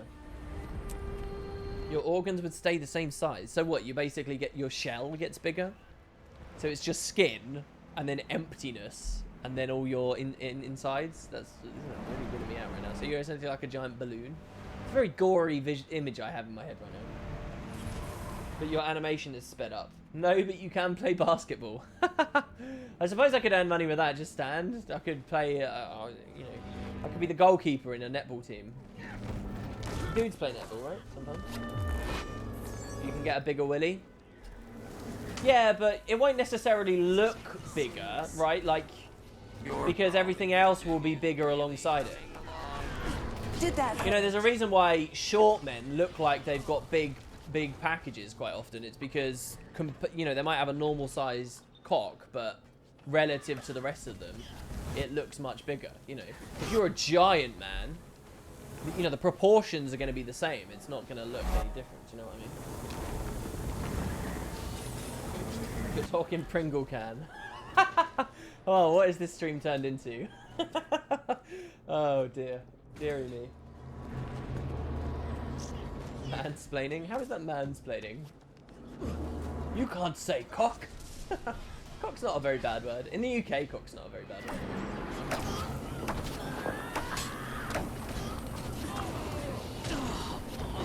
Do you think the gods brought the humans to Tyria from Earth or a different planet altogether? Well, I think if you marry the Master NCSoft lore, which states that when Rytlock went to the Mist, he ended up on planet Earth in a battle against the Sind. and he hung out with all of those masters there and blah blah blah, and the Earth is a real thing that you can go to in the mists. I think that if you do subscribe to the Master Lore, which is totally serious, guys, and you absolutely should, and there's no reason that anyone should ever question the integrity of the Master Lore. If you follow the Master Lore, then I think it could be very, very possible that the gods did go through the mists and pulled humans from Earth and did it. It works, you know, there's two verified, you know, you can pair those together very comfortably. I'm, of course, being very sarcastic right now. I think that the Master Lore is wholly ignorable. But, you know, if you are so inclined, if you're a big fan of that game. I haven't played it since maxing Ritlock out on it. Ritlock visited South England. Actually, yeah, where are the Earth locations? If that rocket had hit there, that would have been amazing. Where are the Earth locations in Master? Alright, let's go to this, grab the waypoint. Sorry, the POI, and then go along to the heart nearby. Would I prefer a more serious story, or we go the same way? Here's the thing, though. I think that talking about the tone of Guild Wars... Bastion of the Penitent taught me something. And that the tone of this franchise, the tone of this story cannot be summed up in one thing. Like, different areas have different tones at this point. I think that, you know, the very cartoony, happy-go-lucky, shallow as shit, plastic world that you get from the personal story is not the same world that Living World Season 2 and beyond has given us for the main narrative. It's just not. I really don't think it is. And, you know, if you hone in on the raiding scene, the tone and the stories we've been getting from the raids, and especially when you look at the post-Bastion of the Penitent exploration stuff with, you know, the torture chambers and stuff, and I think that is in a different league as well. And I think that, you know, you can't sum it all up at once. You just can't. I know it all falls under the umbrella of Guild Wars 2, but as time goes on and more stuff comes into this game under different creative people who have different ambitions and styles, I think that you just kind of can't... To suggest that all of Guild Wars 2's story is packaged in the same way is just as folly as to suggest that all three of the novels are packaged in the same way, and they're not. The novels read differently. They were made by different people. Just the different areas of this game have been made by different people. So, I mean, it's a boring answer. It's almost like a non-answer, but it's the real answer, I think. That, you know, it's unfortunately a bit too many shades of grey. And if anything, for what it's worth, maybe this is a more tangible response for you. The more recent developments have been tone shifted down, especially what Bobby's accomplished in the raid, or what they've all accomplished in the raid, and you know, the direction of the art of the enemies that we've had there, and all the little things that we saw in the most recent raid wing. I think that I've been very happy with the recent developments, and even the actual story as well. You know, like the stuff that Kanak jokes about, and like it is shifted down. Even the core narrative is shifted down a couple of notches to a place where I'm much happier with it. You know, there's going to be a limit to how far they'll go, right? But I'm happy to see the direction they've been going in, definitely. It's a million times better than what we saw in the personal story. For me, for my sensibilities, my...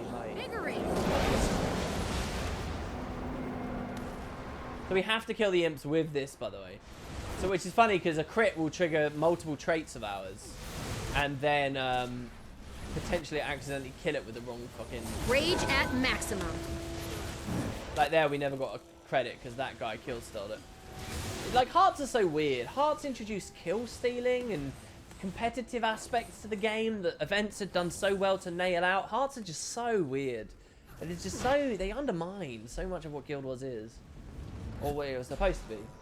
Good night, WP, says Susan Eater. Happy level up day. Thanks for bringing us passion. Enjoy the donation. See my salty tears for not noticing it. No, you donated and I missed it. Suzanne, no, I'm so sorry. 8 minutes ago. Oh my god. As always, a pleasure to take part in this family you've created. I know it's not much, but I need to keep as much money as I can to waste it in Japan in October. Get on some chips. Thank you so much, Suzanne. Oh my god, that's lovely of you. Thank you very, very, very much. And yeah, that sounds brilliant. Thank you very much for the donation. I hope you have a lovely evening. I apologize profusely for having missed your wonderful, incredible generosity there. Resta says, even Fractal's got a tad darker. From the feeling I get, the Nightmare Fractal is definitely grittier than the original tower. maybe. I don't know if I remember the Tower of Nightmares originally well enough to contest that or agree with that. But yeah, I know. I like the I don't know about the tone of the fractals. They're kind of jovial and.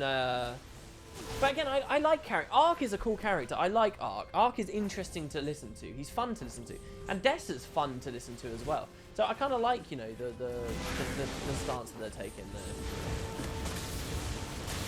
And for what I like what Timey brings to the table. I do. I like what the script brings to the table. I like what Quaggan brings to the table.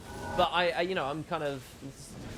This is racism, basically. This is video game. I'm being racist against, you know, these races or these kinds of characters, right? But I just believe that the script shouldn't be. Oh god, this is gonna sound horrible. I believe the script should be. I'm not gonna use a real world comparison here. But I believe that the script should be to the side, shall we say. The script shouldn't be front and center necessarily. For if you're trying to tell serious stories about the Elder Dragons being defeated and stuff, you know, the script have a role to play, but that role is probably not. Oh, the script drive up to Primordus in a tank and blow him up. I don't believe that that's the direction the story should go in. Do you know what I mean? Just as I believe that, you know, Timey being present in the scenes we saw in season 3 here. I like Timey. I think she's a good part of the story. I think she's a great correspondent for us. I think she's fun. I think she keeps it light. I think you got to keep it light. I think that stuff's all great. Should Timey have been there in this epic climax to this story step? No. Right? Like, I think that they have a place they should be. Check my Twitch whispers, says B-Boy. Tell everyone to type Timey to enter a giveaway for a Black Lion skin.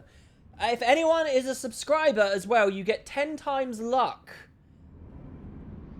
Also, if you type Timey twice, you will get kicked out of eligibility. We have a bot that will watch this. B-Boy is doing something pretty interesting. So we're doing a giveaway here, guys, for a Black Lion skin. Everyone who's watching, all you have to do is type Timey. That's it. And then you're done with it. Do not type it twice or you'll be kicked out of eligibility. And if you are subscribed to the channel, apparently you'll get 10 times luck.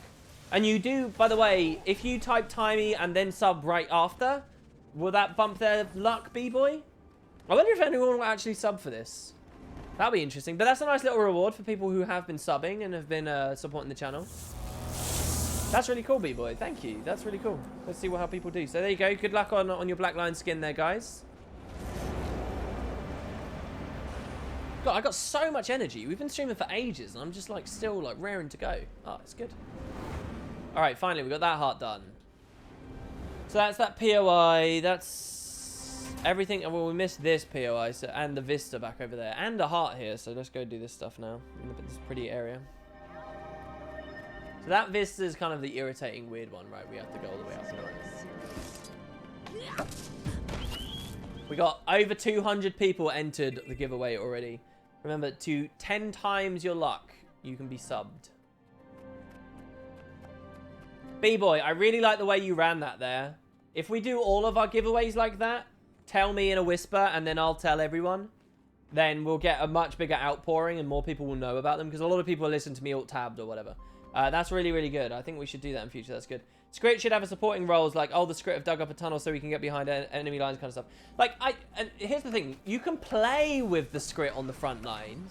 You can, like, and they did that in the personal story. If you saved the script, you know, you're in the assault on Ore, you're at this, you know, serious business moment of the story where it should have been all pure serious business about tanks and artillery and airships and submarines and all this shit being compiled together and thrown at Zhaitan in this epic theater of war, which is as part of the story and a part of the world and the exploration. I think shouldn't have made it into launch. I think it should have been developed and released several months after launch so they could have really given it a lot of time and love. But, you know, that big, serious, big dick moment of the story, you can even still have the script there, but, you know, it should be like a side thing, like a side quest, like a little, a flight of fancy, a fun thing towards the end. You don't put the script on there and seriously, you know, Never felt better. Act like this is actually epic, because the script aren't epic. They're not supposed to be epic. To try and wrestle them into the story as epic saviors of the day is a mistake. It's, you know, it's forgetting what you've got, right? I think, anyway.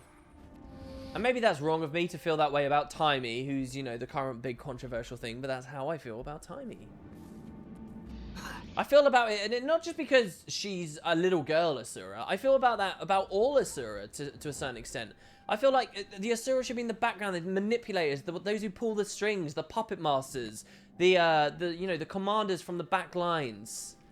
And to an extent, yeah, the inventors. And but the more you make, like, here's a good example as well, how it detracts from the qualities and the purity of the other races, right? Like, what's supposed to be great about Norn, right, and Char to an extent, but Norn is their courage, their bravery, their cavalier attitude, right?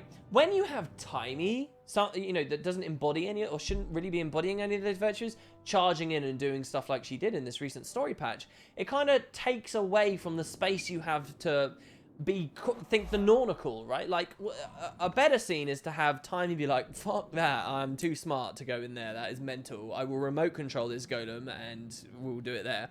But then Bram saying, no, you need an ally and I'm your bro, I will be at your side, I know it's mental, I know it's ridiculous, but this is what I'm destined to do. I will go into the jaws of death with you because that's who I am, right? And Bram should have that moment, the Norn should have that moment, the Norn should make you think, fuck yeah, you're my bro. Sweet, let's get in there and kick ass. That's the realm of the Norn. But when you've got little girls running around with you going, hee hee hee, I'm in an inferno next to a god and an elder dragon, that's when you're losing it. That's when you're juggling the balls in the wrong way, right? Such a shit thing I just said there. But that's what I'm trying to put across, right?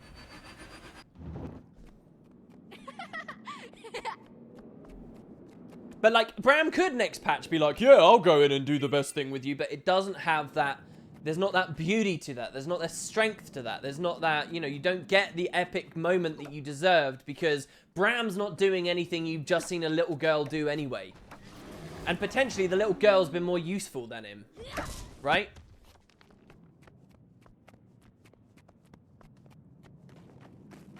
Bram, and by the way, guys, Bram was whingy and annoying for one patch, all right? I know that that's all we've seen of him over the past 2 years, but it's one patch in the grand scheme. So try to, keep an open mind. Bram might be a bro next patch. Who knows?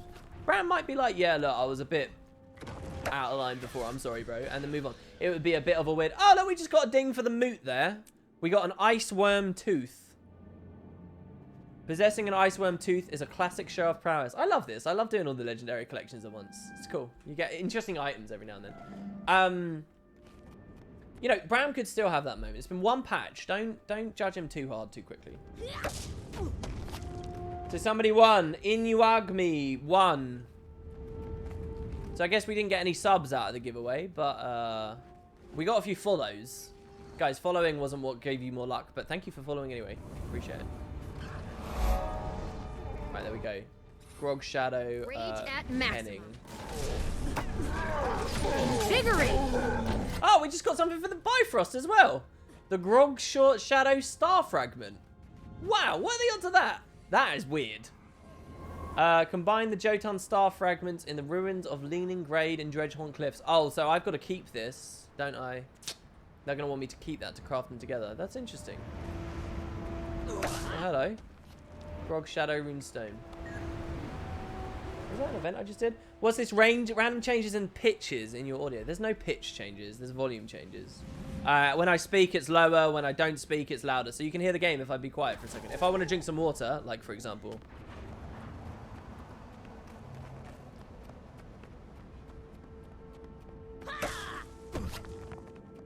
Then while I'm drinking water, it should shift the audio. Actually, I'll tell you the truth.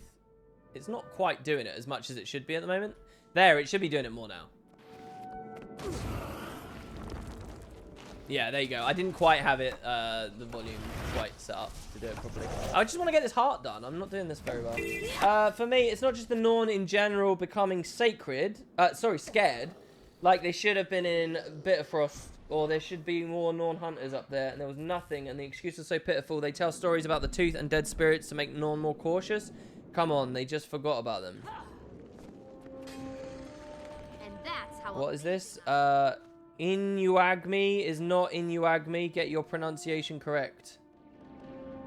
Inuagmi is not Inugami. Oh, it's Inugami. Sorry. Inugami. There you go. Sorry.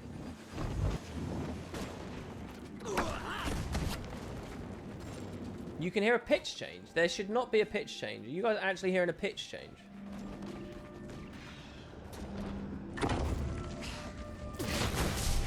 If you're hearing a pitch change, that's kind of weird. Typical. Which is my favorite JoJo arc? JoJo? Never felt better. Am I being an idiot? Well, obviously I am. What's JoJo though? What am I missing? JoJo arc? Mojo Jojo from the Powerpuff Girls? Probably the one where he makes the boy version of them. That's a good episode. No, I don't really watch anime. I've watched very little anime before.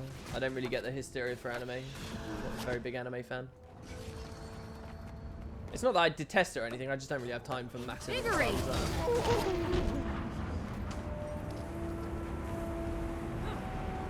I actually saw a Reddit thread like last night, was it? And someone was like, what was it? It was a really weird question. It was like, what's your favorite...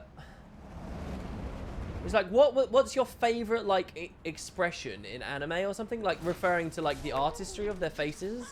I was like, what a weird thing to talk about. Why do you care that much about Rage at the maximum. art form? I mean, people really do though. I'm not judging. I just don't get it personally. Hear that, boys? WP is no weeb. No. I love Japan. I'm all for Japan. Japan. You actually can't. If you saw my flat, it would look like you're in Japan. Because there's so much Japanese stuff here. Japan is the best. You should see all my chibi dolls and my sushi collection. Will I be your husbando? Sure. Why not? There you go. What's my favorite word printed on a milk box? I don't know. I haven't had a milk box in my hand for a long time. Do I own a rice field? A rice paddy. Come on, get it right. A rice paddy. Source it out.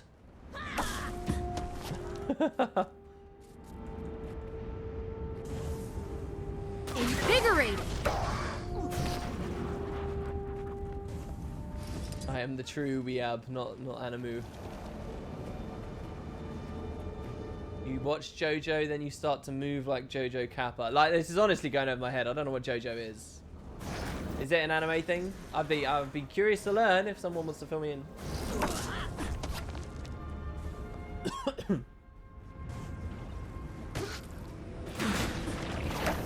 Here's a weird question. Okay, so I'm just going to tell you guys what went through my head there. Someone said Japan is responsible for 90% of the world's WTF moments.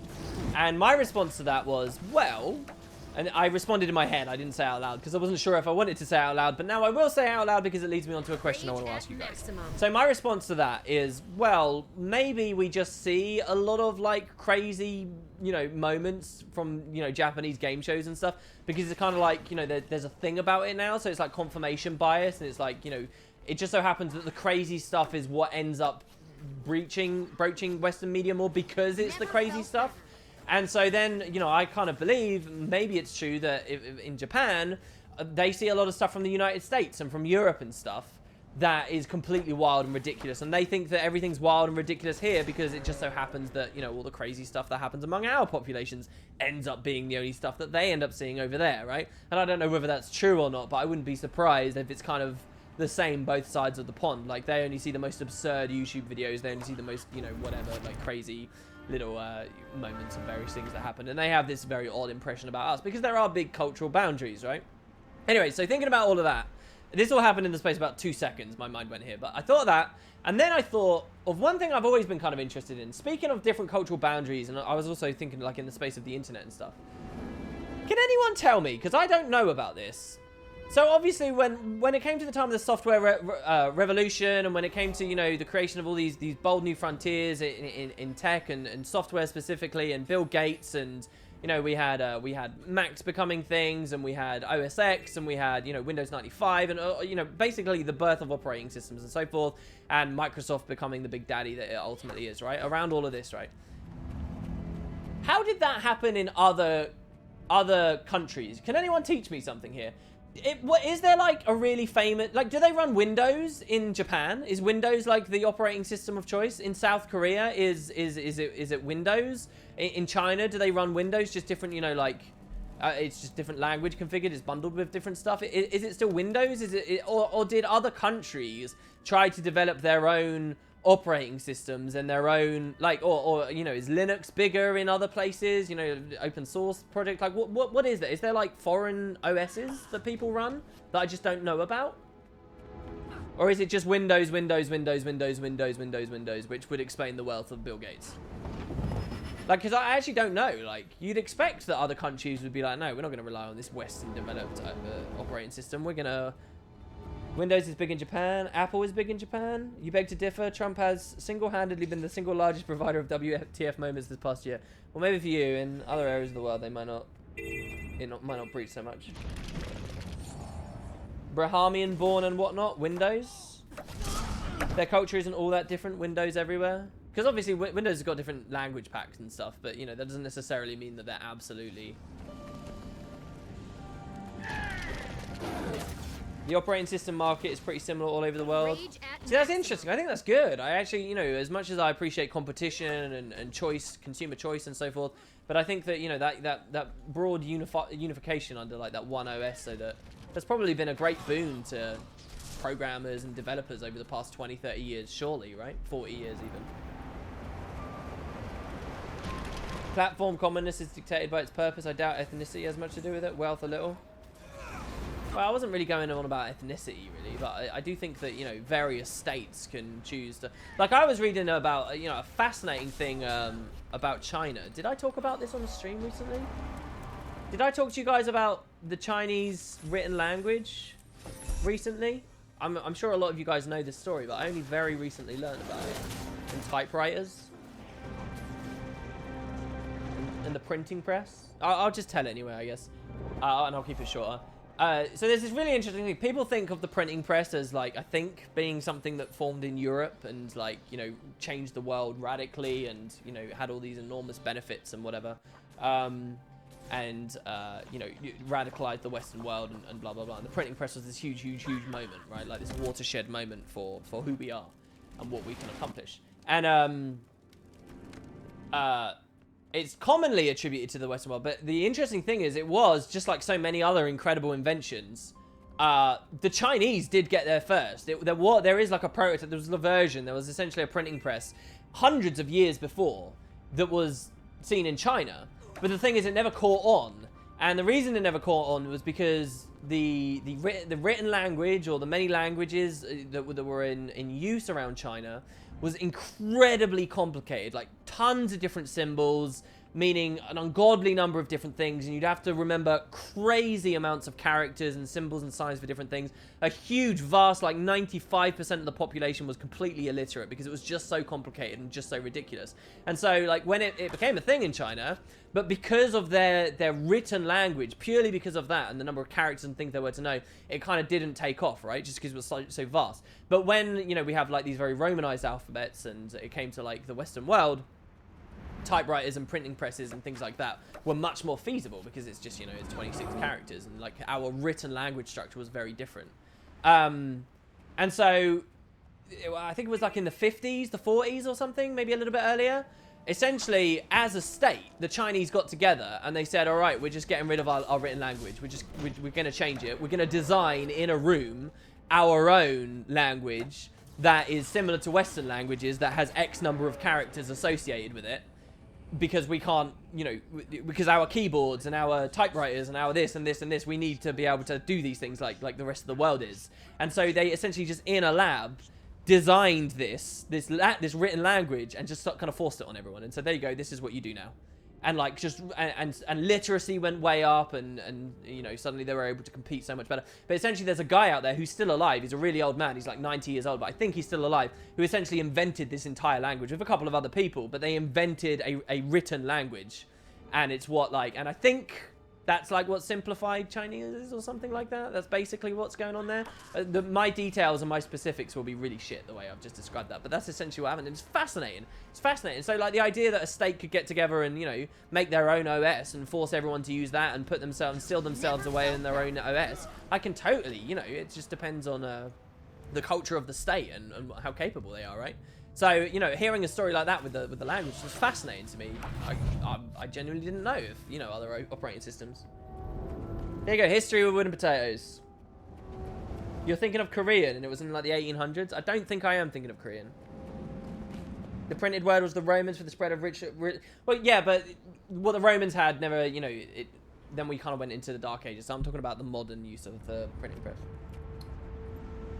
The Gutenberg press in 1440. Twitch whispers. No sub lock because... Wait, what? What other things do we have? This guy sent you a nice artwork. We saw that already. What am I missing? Send me another whisper, B-boy. I don't know what you want me to read. Oh, okay, this is new. I see. Sorry. Okay, we're doing a giveaway of 50 gold of B-boy's own money, apparently. Wow. And this is not the first time he's done it. So there's another giveaway, guys. Everyone should be typing in B-boy to enter. B-boy cube to enter. You can type it as many times as you want, apparently. There's no luck for being a sub. B-boy, I'm not sure I like the sound of that. If you're just going to kill chat for, like, ages. Because everyone's just going to be typing your name. I think that's pretty stupid. But, yeah. He's given away 50G, so we'll let him do it. But yeah, the specifics of my story, the 15th century, there you go. I don't think that, you know, the timing of it isn't really what fascinated me. But yeah, the gist is around about there.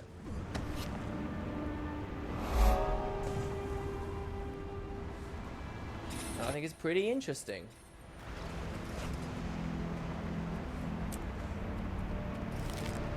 Maybe it should be very loose and highly inaccurate, wishy-washy, but nonetheless interesting history with wooden potatoes.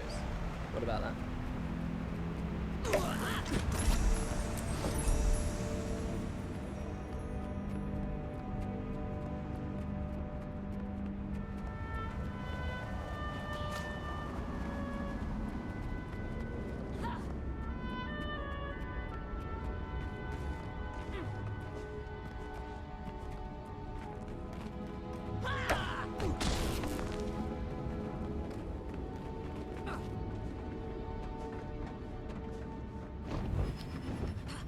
Did this. My route through this map has been really weird. Really odd. We already did all of this.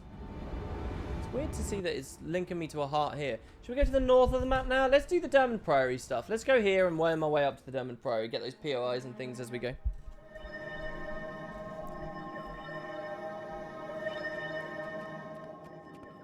It also depends heavily on where in the world you think.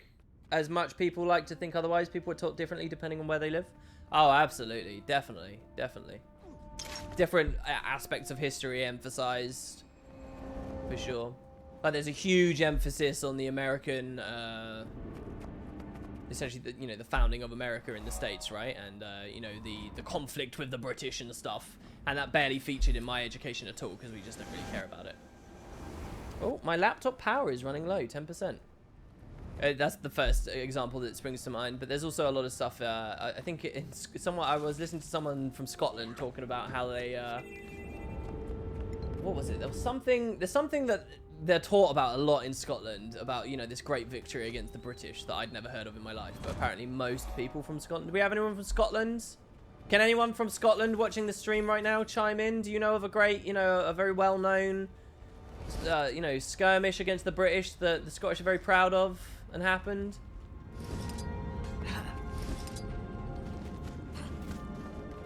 You should read on St. Cyril and Methodius. They did the same thing for the Slavs, did they now? That's interesting. The British education of history when I did your GCSEs only went far as back as World War II. Well, for me, there were different branches of history you could take for your GCSEs. There was like medieval history, and following the royal line and looking at still talking about Britain, but the founding of the country and early history. And then there was modern history you could do, and modern history dealt with World War I, World War II, the Cold War, stuff like that. That's the one that I took that. But you could do the other one. At the time I was very uninterested in sort of the deeper history stuff, but Rage at Max. I think these days, ever since leaving school, I've come to appreciate history, and I'm so much more fascinated by history and the learning of history, and because I think as you get older, you can better contextualize old dates and history, and you can sort of compare it to other things you know as you just snatch little bits of information as you go about life. And so history becomes a much more interesting topic the older you get. It means nothing when you're a kid. Everything's history when you're a kid. You have no way of like framing things reasonably, like framing the difference between, you know, the events of 1066, right, and stuff that happened in 18th century England. When you're like 12 years old, 13 years old, like you really can't do that as well as, you know, a 30-year-old bloke can, who's got all of this trivia and understanding about, you know, his country through all those years, right? Like, you just can't. So it's one of those really weird things that I sort of have a real disdain for various aspects of academia, but for the case of history, I sort of can't blame teachers for finding it very hard to, you know, a lot of history teachers, I imagine, are like, oh yeah, this is so cool, I want to teach kids history, you know, I want to show them all this fascinating stuff about the world and where we came from and teach these lessons. You know, we only grow as a species looking at our past and, you know, seeing the mistakes that people made, or, you know, like people like George R.R. Martin, inspired by the War of the Roses and making these incredible literary works that, you know, captivate massive audiences. You know, there's so much cool stuff about history, and I can see people being enthusiastic about history and deep history too. I really can, but then these teachers go to school and they try to teach it, and these kids just don't give a shit, and it's because, why would they? They just, you know, I really do think it takes time to learn to love history. And the really unfortunate thing is about forcing it down kids' necks. All you do is you convince people, you know, like you get people who learn stuff as a kid and they just take them as defining factors of their personality and they will never change. Oh, you want me to eat a Brussels sprout? Ooh, no, I don't like Brussels sprouts. Oh, go and try one. No, I don't like Brussels sprouts. Oh, but when was the last time you had one? Oh, I had a Brussels sprout when I was 8 years old and I hated it and I refused to eat a single one again. And I'll be offended if I come to find differently about myself. No, I know who I am. I'm comfortable with my identity. And I am a person who doesn't like Brussels sprouts. And you will never allow me to try one again. Despite the fact that it's been 30 years since they last tried one. Their taste buds has shifted. And they actually find things goddamn delicious at this point. Do you know what I mean? Like, that always irks me. People being picky about food. And you get that with history as well. I think and various subjects at school. But mostly history. Like, you get history that kids don't care about shoved down their throats, forced on them by teachers who can't cultivate any enthusiasm for it. And then you get like these knobheads, like who, you know, 30, 40 years old, who are like, no, history's boring, I'm not interested. Ooh, why would you read a history book? Why would you want to learn about the past? Ooh, this is so lame. Because of, you know, decisions that they made when they were kids. And it's so unfortunate because, like, history is one of those things that just keeps giving. The more you know about your country's past, about, you know, on any level, and your town's past, your continent's past, your anything, the more you know, the more you can compare different facts with one another, and the more fascinating it gets, you know? And the more real and the closer it feels as well, you know? You know, hearing that the Jetsons is a date closer to my birthday than today is, right? Is insane, and it makes me appreciate any information I learn about the political landscapes of the world in the 50s, right, or the 60s, or, you know, any of the movements that were going on in music or anything in the 60s. It makes it feel that much closer to me. The 60s weren't that long ago. They're only my lifetime away. I mean, it's crazy to think about that, right? Like, all these people, all these things you think are the olden times that were long ago, it's not really, actually. You know, those people you see in those black and white photos, then it's not that long ago. Those kings and queens you only see paintings of, it's not that long ago. And the older you get, the more you appreciate this. By the way, contender for best music in Guild Wars 2.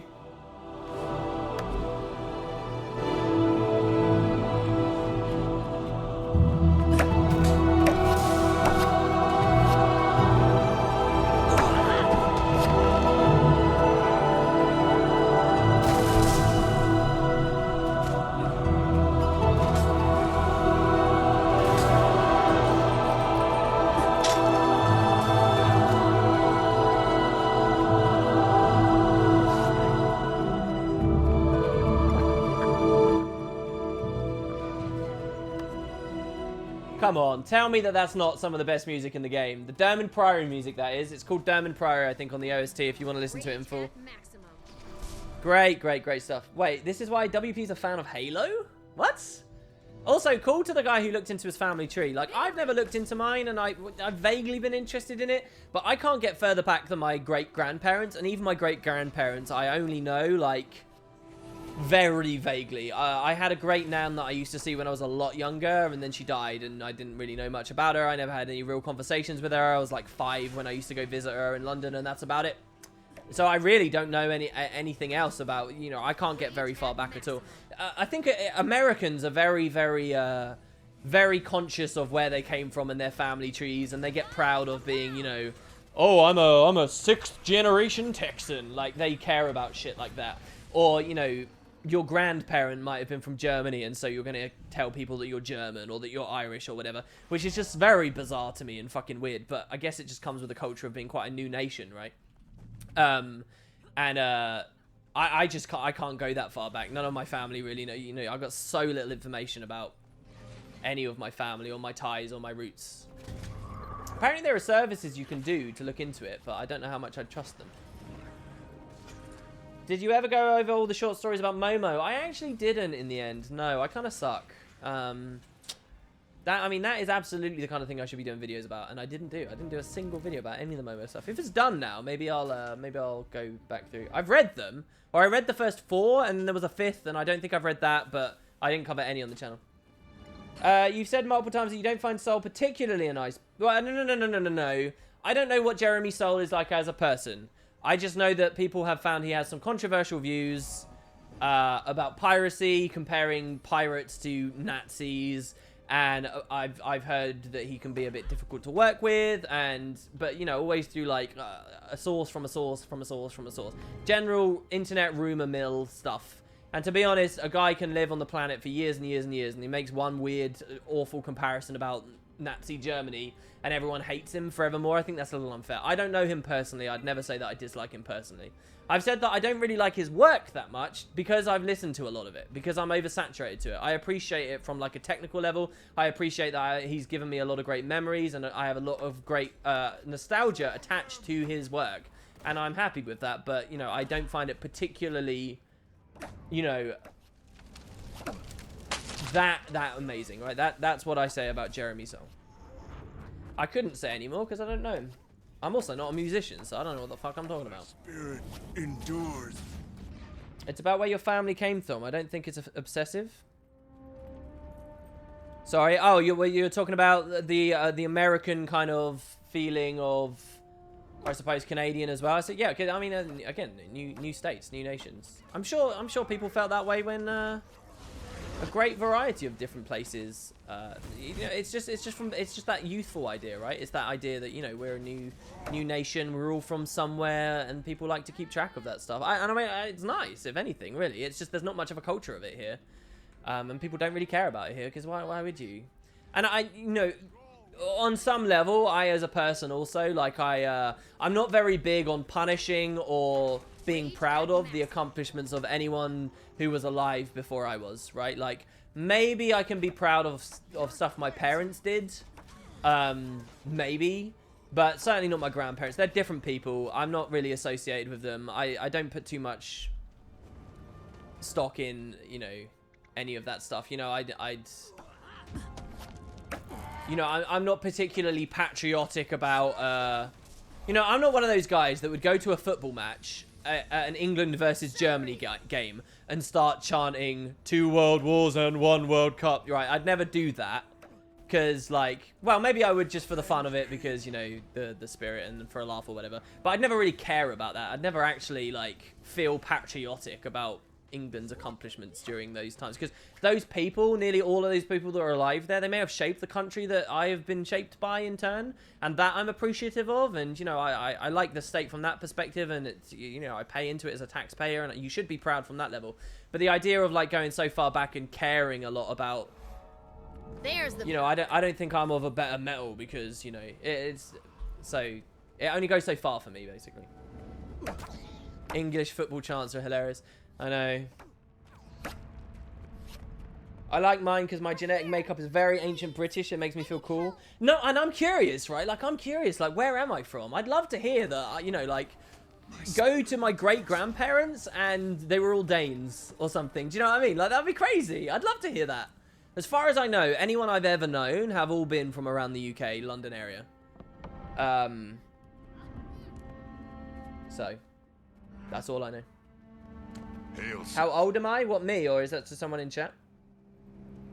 You have over 20 characters now, and you make a new Necro in hopes of a new late specialization during Heart of Thorns. But instead of using experience scrolls, like I usually do, I want to be proud of finishing a character for the first time in a while on my own. But I don't know any more ways other than map completion. I get bored with that and story, and I want a new way to level up. Any suggestions? Well, it depends how much time you've got. You could do like a challenge run, which is what I do to fight off the boredom of Quarteria. But if you've got a lot of time, you could do some really wild ideas like pure World versus World level challenge, or pure challenge via tomes from pure PvP on that character, or something like that. I don't know. Maybe those would be interesting too. Get one of those DNA tests to see your heritage. There's the power. You're British Irish, a tiny bit French and Danish, but over 50% British. Yeah, see, and that's a very common thing from the States, right? Like, they'll give themselves a percentage. This is what percent I am German, French, blah, blah, blah. And even if they're only, like, 25% Irish, when St. Patrick's Day comes round, they're, you know, they're going mental. They're the most Irish person you've ever seen, you know? I'm probably being generalizing a little bit unfairly here, but this is the impression I get anyway. A lot of people I've known. And the DNA tests are shady. They make things up. See, that's exactly what I wouldn't want. There's a TV show in the UK where they get celebrities on to essentially find out who they are, which I've always found quite interesting. I can't remember what it's called. Can anyone remember? There's a show they're running in the UK.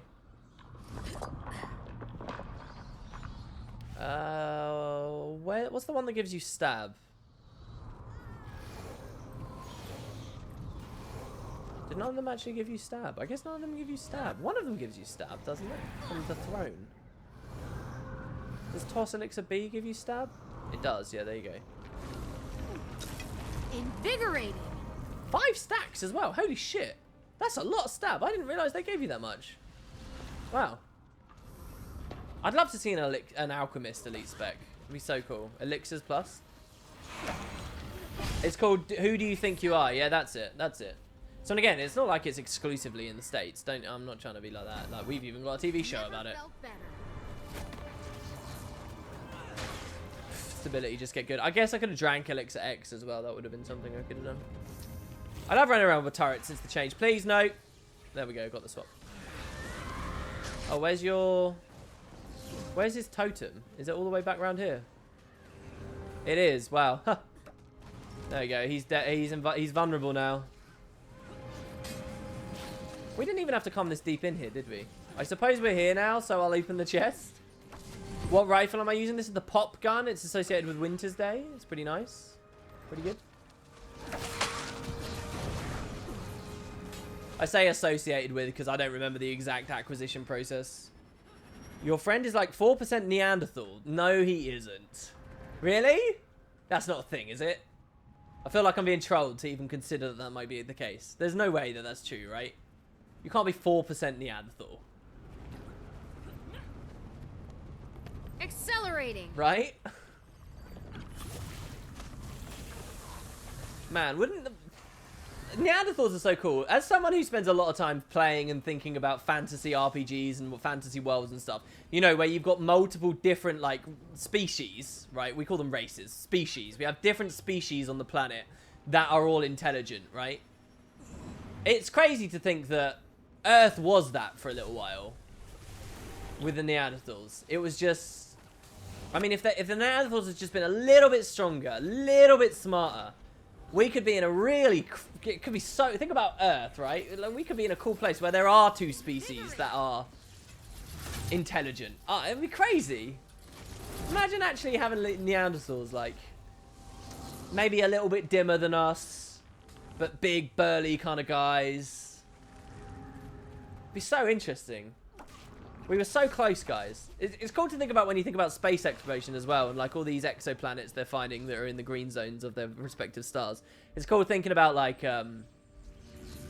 any of these could be planets with intelligent life, sure, but some of them could be planets with multiple forms of intelligent life at the same time. you know, incredibly large but low mass planets that, you know, have these species evolve in parallel but never interact and wipe one another out. I'm being asked if I'm live streaming in game. We are indeed, and we just wasted a bunch of time getting that when we're supposed to be doing map completion. Hey chat, question here: are sigils and runes and agony removable? Or the moment you place it on an item, it's there until you salvage it? It's there until you salvage it, unless it's legendary armor. That's the only difference. I think Neanderthals had bigger brains. Does brain size actually count for? It does, doesn't it? Does it? Brain size does obviously count, right? Are there any examples of some fauna on planet Earth that has a larger brain than us, but not necessarily the same intellect? I know that the idea of the size of our head with respect to the rest of our body is like an evolutionary marvel and is like really what enabled us to be what we are. Because the impact that has on pregnancy and the impact that has on like how long our infants take to develop, how long we are vulnerable as mammals before we are self-sustaining is really ridiculously long. But the upside is, like, there's this whole thing about that. Like, it's all about the size of the head, right? And the way that our pregnancies work with regard to growth and the length of our, you know, it takes for our infants to actually stop being vulnerable and actually work themselves. Like, it's quite wild. And that's what enables us to have such large brains for our body size and blah, blah, blah. And there's another thing as well about, like, one of the most fascinating things, you know, in Guild Wars, we've essentially got this story, right, of, you know, the gods brought humanity to Tyria, but you've got this big watershed moment where the gods gave the races of the world magic, and it was at that time they became intelligent, and it was at that time it was this and this and this. Like, so I wouldn't consider myself a theist, for what it's worth. I consider myself an agnostic atheist, right? Like, down to a T. But if I were to believe in some what's, oh my god, what's the term? Rage at If I were to believe in intelligent design, right? If I were to believe in any kind of creationist story, if I were to believe in any of these things, it wouldn't be some like crazy, like difficult to swallow concept that some creature built a planet and for us and did all of this crazy shit, right? Like, that's just way too broad, but also somehow still cares about it. I wouldn't really care about that. But if I were to believe in some kind of divine or alien intervention, right, with the human race, one of the most fascinating things you can read about and look at is, like, if you look at humanity as a species, right, like Homo sapiens, if you look at the way we were as a society for hundreds of thousands of years, right, we just existed and we were very, very, very, you know, we were hunter-gatherers and very limited in what we did. And then just all of a sudden, very suddenly, and in the broad perspective of, like, Earth's lifetime, very suddenly,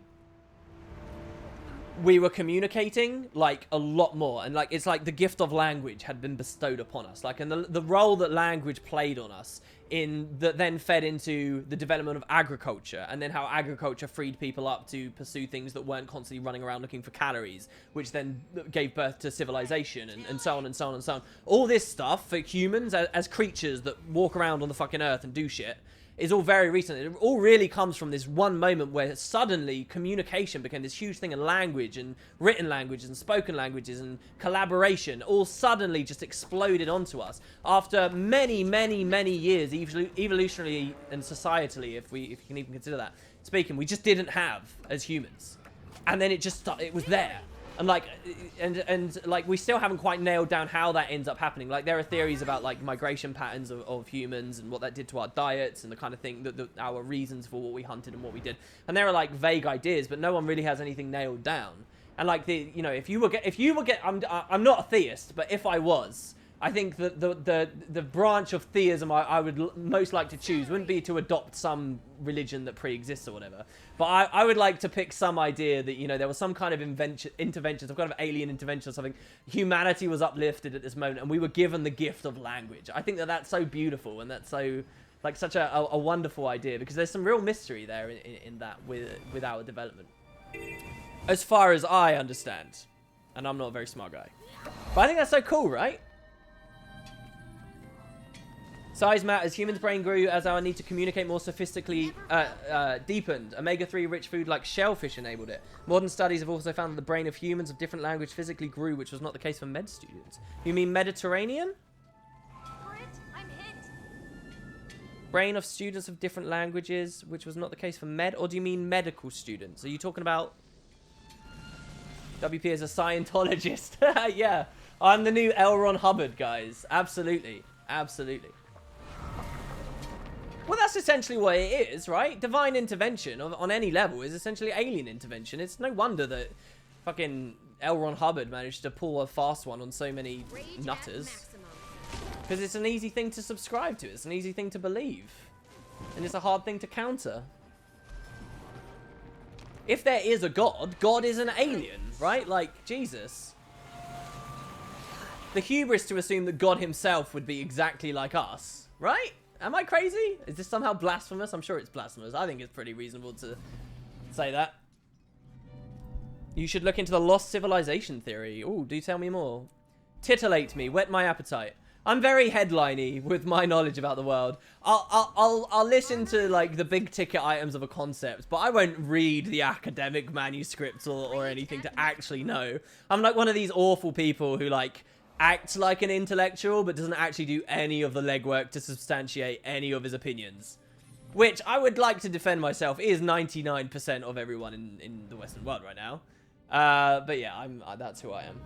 I mean, before WP starts a religion, we're already following his gospel and giving him money. It's true.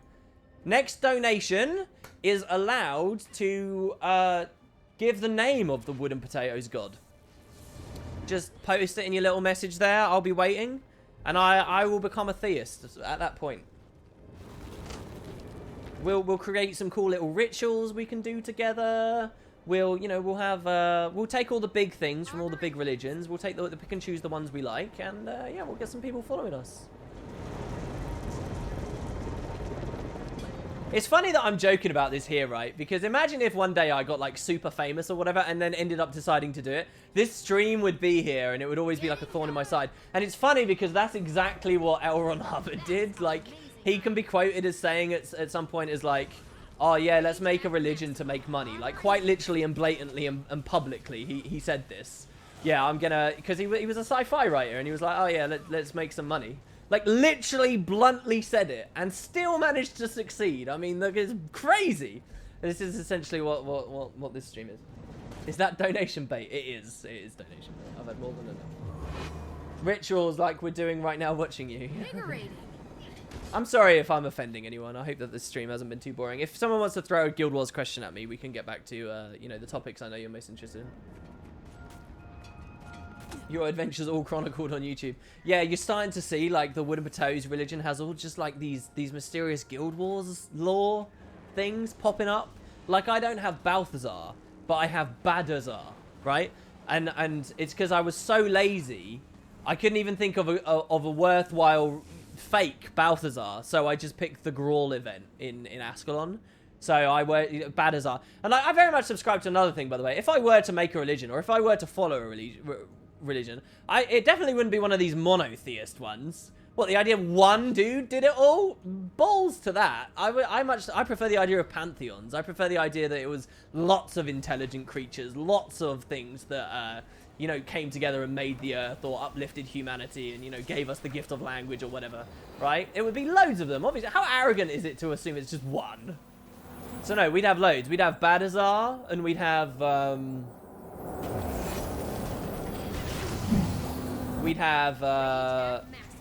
don't even know. We'd have the Ice Imp, and we'd have a giant potato, who is the king of them all.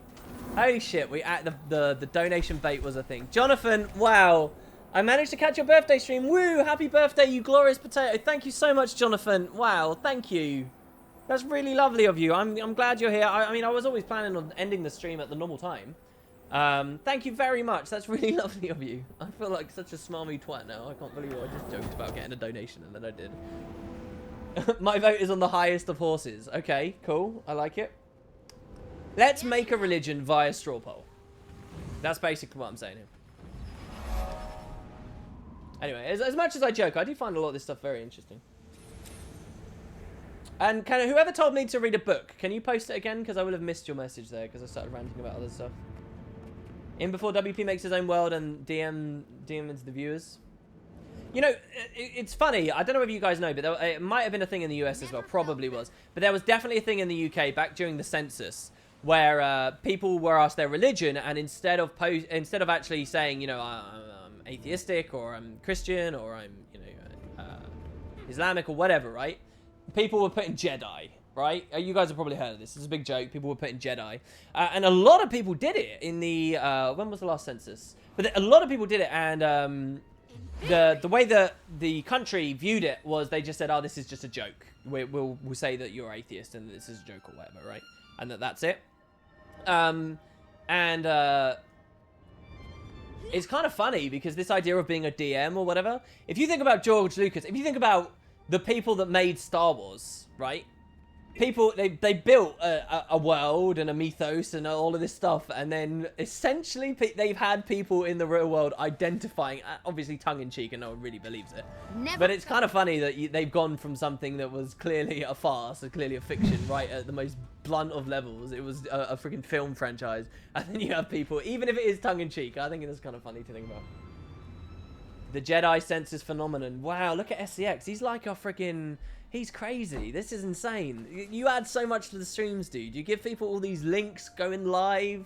It's like if every one of my YouTube videos had a source and a citation in an annotation form for every little thing I talked about. That's what you do for the live streams. They're better than my videos in that perspective because of SCX here. We can talk about anything, and boom, there's a link. Guild Wars or not? What would I do if I was suddenly teleported to Tyria? Would you join the fight against the dragons, or would you try to live peacefully somewhere like Divinity's Reeds? Oh, I'm a coward. I would go live somewhere peacefully. I would not fight the Elder Dragons. No way. I'd probably join the Priory, and I'd be one of those, like, poncy, stuffy, just researchers. I wouldn't be one of the experimenters or anything. I would just be, trying to learn about the history of the world a bit more, maybe. Or I would explore. I love the idea of some of these far-flung areas of the world. I'd like to explore. But yeah, I would not be a fighter. Hell no, I would not be a fighter. Accelerate. Depends on what it feels like to get hurt in a world with magic. Like, there's a fundamental question always when you think about this. Would you want to live in a fantasy world? And if that world has magic, there's always one question you should immediately think, right? In a world that there is magic, does magic exist that will stop me from feeling pain? At the right moments. Because the second that's there, and so few franchises will ever broach this, but the second that's there, and because it cuts away the epicness of their fights and stuff when you realize these people don't even feel it. But the second that exists, suddenly it's not so scary to go out and fight Elder Dragons when, people can repair lacerations and vicious cuts and things in moments. And also, you don't even have to feel the pain of it because mind magic exists, right? Like, as soon as that's there. So maybe that's what I'd do. I'd go to the Dermot Priory, I'd invent this spell, I'd distribute it, get wealthy, because obviously who doesn't no longer want to feel pain, and then maybe I'd go take to the fight.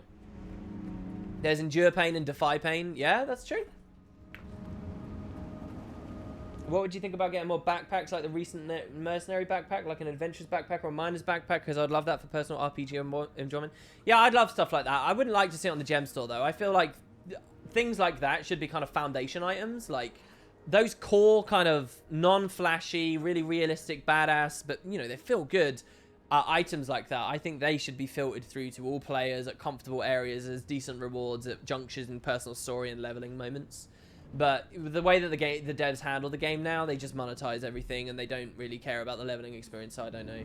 But that I would love to see more. Sorry, I really should stop ranting about this same stuff. But yeah, I would like to. I think it's cool. It's nice.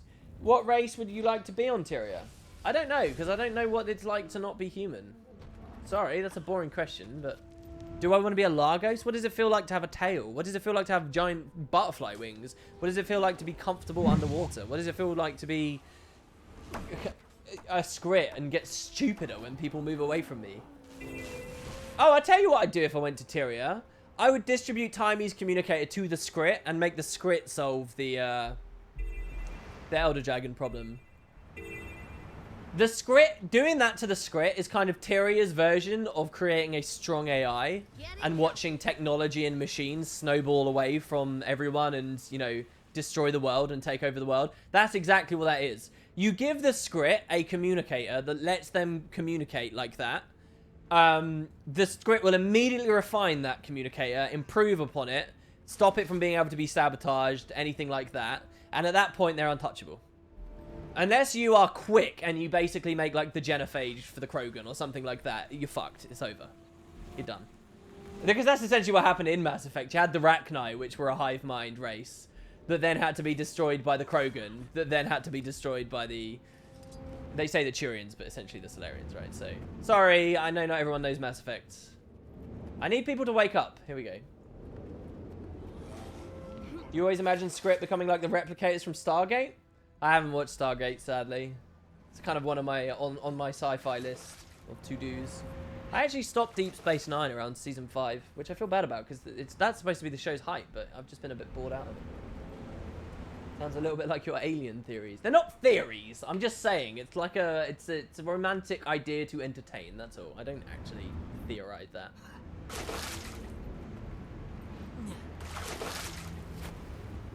I would never presume to have enough of a grasp on human evolution and, you know, like I would have to dedicate 5-10 years of life researching at universities that aspect of human development and spread across planet Earth before I could make any kind of comment either way on that. And I'm just not interested enough in the subject to do that. Armor. How much do I love Helix? Oh, Helix is the best example of a bad show I've ever seen. Have you seen it, Inks? Have you seen it? Helix is amazing, like, as a case study for, like, how to make a terrible TV show.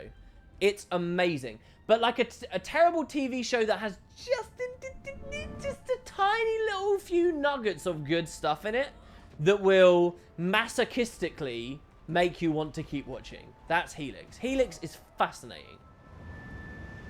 I don't think anyone should go into writing for TV or specifically TV, or maybe even games, right?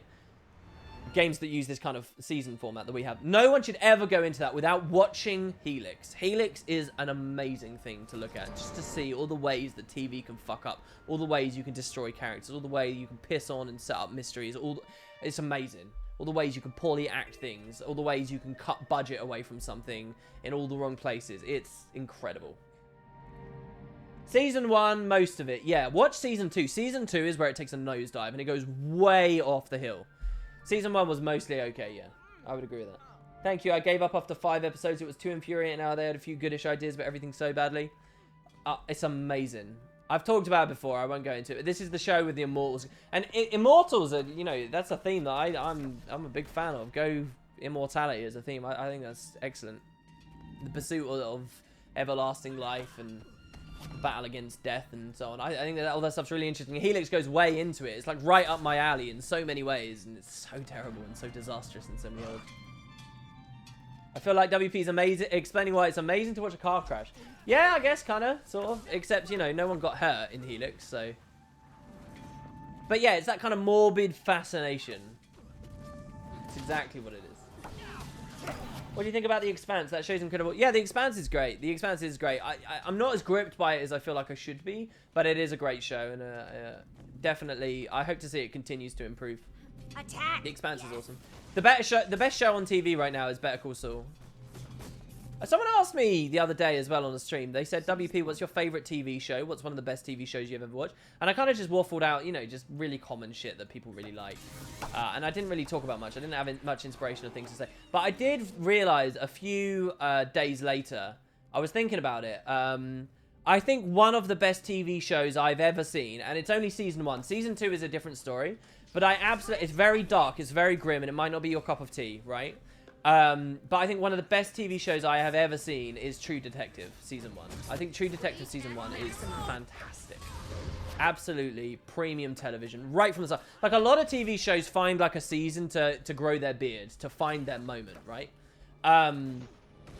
That was just fucking incredible, right at the top. Right at the top. Owen Wilson and Matthew McConaughey. Oh, sorry, Woody Harrelson and... I always get those two confused. Which one is it? And Matthew McConaughey. It's incredible. True Detective Season 1. I hear Season 2 is not too good. I've not seen Season 2, so I make no comment about Season 2. But Season 1 is, if you guys are looking for some real drama, real gripping stuff, real incredible TV, it will set your heart racing and your mind into overdrive, watch True Detective. Fantastic. Apparently Mr. Robot's great as well, yeah. People were recommending that to Matt a lot during the Old Visual Wood podcast. Yes. Never And he was, I think he'd been watching it. Flemish TV is the best TV? What's some great Flemish TV? Sell me on some Flemish TV. Let's do it.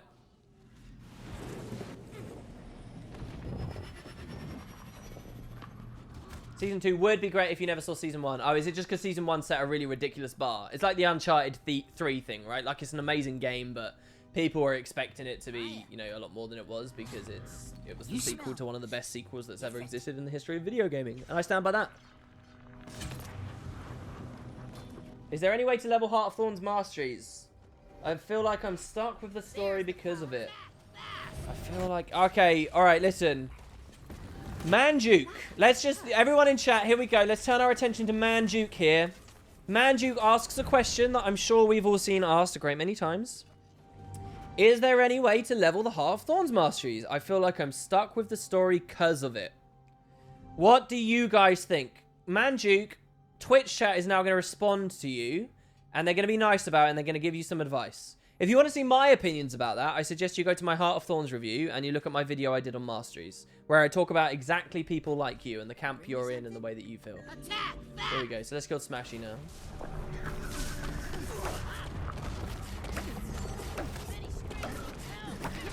Avatar: The Last Airbender was supposedly less people. Yeah, and I never watched Avatar either, but I hear that a lot. I hear that's the one of the best animated shows that's ever existed, right? And Korra got a lot of shit, right? As a result, because it didn't quite, you know, it never hit the standard that people were expecting. I got 2 donations that I missed. Oh my god, I did. Oh, I'm so sorry. 11 minutes ago. Tommy in the Well. The religion of A. You will be an atheist. That's funny, sort of. Except that doesn't quite work. But that's funny. Thank you so much for the £3. Thank you very much. Sorry, the £5. Thank you. And Mulefa Telluri donated £3. Deus Volt. Deus Volt? Not really. Is that what that means? Deus Volt? That's not what that means, is it? Deuce means 2, doesn't it? I don't know. Does it? I'm gonna stop talking. I feel like I'm being incredibly ignorant right now. But thank you very much. Thank you very much for the £3. Oh, that was the name of the religion, was it? Was that the Deus Vult means God is great. Does it now? God wills it? It means God wants it? God wills it? God is great? It goes a bit further than For Honor. Deus Vult, classical Latin for God wills it, was the cry of the people at the declaration of the First Crusade by Pope Urban II at the Council of Clermont in 1095, when the Eastern Orthodox Church requested help in the defense from the Seljuk invasion of Anatolia. Well, there you go. A lot of events and people there that I don't understand or know about, but that is it. Hopefully my history teacher voice was good there. It was the chant of the Crusades. Ah, I didn't know that. I really don't know very much about the Crusades, I must be honest. I know they're this terrible thing, and everybody who despises Christianity and what it stands for likes to point to the Crusades. It's essentially where, this was just where they basically went and killed a bunch of people forcing a specific religion on them, right? That was the Crusades? Am I correct? Am I wrong? It's not common in the contemporary First World to defend the Crusades, is it? Everyone generally agrees that they were a horrible time. Hype for Fractured But Whole. Is it coming out? I'm actually going to play Fractured But Whole. I love The Stick of Truth. The Stick of the Truth is one of the better video games that I played that year. What was that, 2012 that came out? What a great game. Or was it 2013? Cool, that game came out the same year as Guild Wars 2? That can't be right. The Fractured But Whole, I'm really looking forward to. Hopefully the delays mean that it will be a quality experience. As long as people aren't exploding their faces off at it, at the initial review sweep, I will pick it up and I will play it. Good RPG too. And it was a game that had no right to be good either, because it, you know, if you just look at the way most games that borrow from film or especially television IPs end up being, you know, it's not the first good South Park game either. I loved the South Park FPS on the Nintendo 64. Where you could get the snowballs and you could press Z to turn it into yellow snow. And there was like the dance cow gun, was it, or something? There were a lot of really cool guns in that game. There was a lot of awesome stuff. Almost done with Lorna's Pass, guys. Oh, we're going to go over here now. We got Frostgate Falls. Why am I under attack? I don't know what that was. Earth Elemental, maybe? Alright, let's go this way. Yeah, the turkeys. There you go. Yeah. No, I'm not going to let's play it, guys. I'm not going to let's play it. All the let's play focus will be Elder Scrolls. Good year for games. Fractured Butthole. DOS 2. Cow. DOS 2? Cow, I'm guessing you're talking about this expansion, right? What about the racing game on the N64? I never played that, so... Yeah, while most people were playing GoldenEye, and I did play a little bit of GoldenEye, but while most people were playing GoldenEye, I was playing that fucking South Park game. That's what I was playing. Either that or like other, you know, like Mario 64 and stuff. But if I think of what my main... When most people think of Nintendo 64 first-person shooter, they immediately think GoldenEye. GoldenEye, GoldenEye. Everyone just jerks off over GoldenEye the whole time. For me, though, my GoldenEye was that South Park game. I'm not saying that that game was better than GoldenEye. I'm just saying that from my experience as a kid. Perfect Dark was like a big shooter on the N64 as well, right? See, I never got into Perfect Dark till it came out for the 360, I think it was? They did a Perfect Dark on the 360, which really wasn't a great game, but I played a lot of that with my friends. Turok. Yeah, I played a lot of Turok as well, but not on the N64, I don't think. Well, the Center Crusades were the conflict that still cripples the Middle East, which is that 3 big religions all have their sacred sites in a single place, which is Jerusalem. Yeah. That's a nice way of describing it. DOS equals... Oh, Divinity Original Sin 2. Oh, man, yeah, the full release of Divinity Original Sin 2 is going to be badass. I cannot wait to play that with my girlfriend. That's going to be so good. Come on, Larian Studios, don't let me down. If Larian let me down, I'm going to be really disappointed. Wow, we got a donation. Thank you, Liquid Caribou. Today's been crazy. Happy birthday, mate. Hope you have a good one. I have had a good one. My throat's getting a little bit sore from the stream today, but hey. Oh, and the laptop just shut down, so I cannot see chat anymore. Hold on, let me fiddle around a little bit here. There we go. I can see chat again now on my other monitor. Just have to be a bit weird with the things here. Our Belgian pride, hail Larian. Yeah, I hope Larian do well. I will be very disappointed. I'm a little bit scared, but hope they do well. They're so great in their YouTube vlogs and things as well. The guy that's usually on them has got so much energy and, you know, like the vaguely campy dude that sort of dances about the studio, and he's cool. Oh my god, did we just have another donation? Holy shit, we did. And Nick, thanks for the great content throughout the years. Happy birthday. Thank you so much, Nick. It's been a wonderful birthday. Thank you. I really appreciate it. That's really lovely of you. Holy shit. I don't even know how many donations we've had here. I mean, what a great day. Thank you, guys. And a handful of subs as well while we've been at it. Please tell me you have seen Firefly. I have seen Firefly. My girlfriend was a big fan of it, and she told me to get into it, so I watched it maybe 2 years ago. Happy birthday, Feliz Anniversario.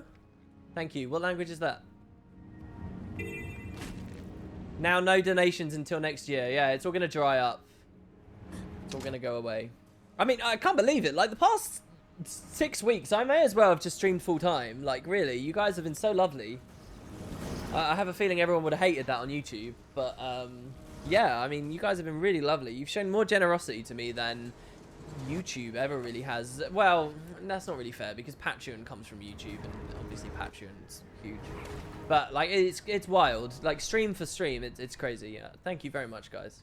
To give a different view on the Crusades, while the Christians did commit atrocities during the Crusades, so did the Muslims, so let's not forget it was an unprovoked attack, but a response against the Arabic invaders. Well, I don't know anything about the Crusades, so I don't know who triggered who. Generally speaking, I don't care who you are or what time period you live in. People killing people has never been an excusable action. Personally, maybe it's a bit easy for me to say, sitting in the luxury and comfort of, you know, the shield of the Western world, but I do generally feel that way.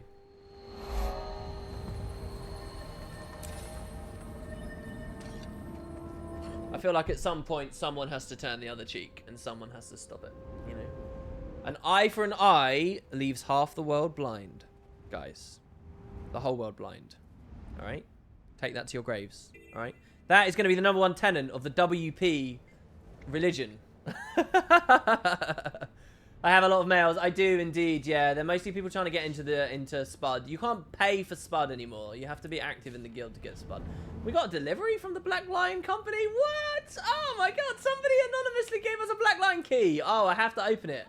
Oh, and a happy birthday here. Here are some items for a beautiful, good person. The skin is for Fashion Wars, and the rares, hopefully you find useful. Thanks for all the great content you've created. It just keeps getting better. Hopefully the Eternal Alchemy can be saved. Really looking forward. Well, listen, I really love that you sent this Beast Slayer skin, and I love that you sent these things, but I'm not going to accept donations to my main account, even if it's just because it's my birthday. I'm not going to break that rule. Thank you very, very, very much. That's really lovely of you. But please do keep these, Snagmon. You can feel free to keep donating to the Legendary Hunt. But I'm going to send those back. Thank you, though. As for the key, I would give the key back, but they're account bound and you can't return them. So I will happily gobble this up and be enthusiastic about this. Let's open this here. I'm going now. Long stream. Happy birthday. Thanks very much, Cherry Tunes. It's great to see you. We will be closing it down soon-ish. So thank you very, very much. And it was wonderful to have you in chat today. I think the South Park games do so well because the writers have full control and can delay the game as much as needed until they're happy. You know, it's funny because Matt and Trey are very like that when it comes to the actual show as well. Like, if you look at the way they collaborate with Comedy Central just kind of has given them free reign to do whatever the balls they want. And it's been really nice to see, actually, to see that they can just be, you know, they can auteur their product to that level. They can just do what they want with it, you know. And sometimes for the better, sometimes for the worse. People have different opinions, obviously, on whether they like the new continuity in the seasons and stuff. But what is this here? Diacera. All right, so we got a Warpaint, Merchant Express, and a Ticket Scrap. The Warpaint gave us a Strength Booster, and 2 dies, and an Orchid. That's very cool. And we have a daily chest here as well. There we go. But yeah, I really do think the Stick of Truth had no right being as good as it was. It had no right. It was a delayed game. There was nothing that suggested it was going to be any good at all. And it turned out like they proper nailed it down. The only thing that I regretted was I didn't get all the Chim Pokemon in it. I can't believe I'm saying that without a shred of irony, considering what the Chim Pokemon joke actually is. But yeah, I missed a couple of the Chim Pokemon because they did the Chim Pokemon a lot like the old Final Fantasies used to do pickups. And like Final Fantasy VII Materia, you could miss a summon at a certain story level and you'd never get it again. And they did that for some of the Chim Pokemon as well. Like, I missed them my first time through and you'd have to replay the whole game to get them. And I only played the game once. But I really liked that game. I thought it was cool. Rage at maximum. I think the games do well. Oh, wow, God, have I not scrolled? Oh no, chat just proper slowed down there. Did chat really slow down? Yeah, it did. Sorry, I didn't realize I'd said so little to riff off of. Kind of like Gwent cards in The Witcher 3. Get on and play at some point in my life, right? It was so crisp in quality and looked like the actual show. Yeah, I think that was a surface level, one of the biggest selling points of it for people, right? Essentially what the games are, guys, is if you like South Park, if you like South Park humor, if you like South Park commentary on the modern day, blah, blah, blah. Essentially the games, it's just another season of South Park. It's basically an interactive version of playing a season of South Park. That's literally what it is. And it's great. Or that's what the Stick of Truth was. And they're basically saying, in everything they showed of the sequel, which is called The Fractured But Whole, which, yes, is a pun to sound like what it sounds like. Essentially is... Oh, wow, we didn't get much from that, did we? Crap, I thought we'd be done. Essentially, they're going for the same thing again, which is nice. Perform CPR in the chat. It's your birthday too, Barely Ballistic. Happy birthday, WP. Hope you're having a good one. Thanks, I am. I'm having a really lovely one. I've had all kinds of donations and lovely well wishes and people coming along. Yeah, it's been really, really nice. Slightly sore throat, but overall, great day. Great day. Sorry, on the app, are people doing the one-time donation through Patreon? No, I think they're just clicking the link that's below the stream. I'm pretty sure. Ideally, I mean, guys, if you really want to make my birthday wish come true, you know, a donation is lovely. If people sign up on Patreon, is it like a birthday treat or whatever? Like, if I were to go to Patreon in a few hours and see that that's bumped up, you know, like a, you know, 25% higher or some shit, that would be insane. Because, you know, that's my livelihood there. If people did that, that would be crazy. So if I'm going to beg for something, if I'm going to bait for something, let me bait for that. You had 3 months to log in for Head of the Snake. For some reason, I don't have Head of the Snake unlocked. Should I do that before I do Flashpoint? Yeah, if you want to understand the story on any coherent level, you probably should unlock that. Oh my god, I just heard a duck. I can't believe it. Yeah, you probably should. Let me just finish this before I see whatever that was. You probably should finish it first. I would play the game, get some gold, and then turn the gold into gems. Or if you've got a job, if you've got a credit card, maybe just buy a couple of gems straight up.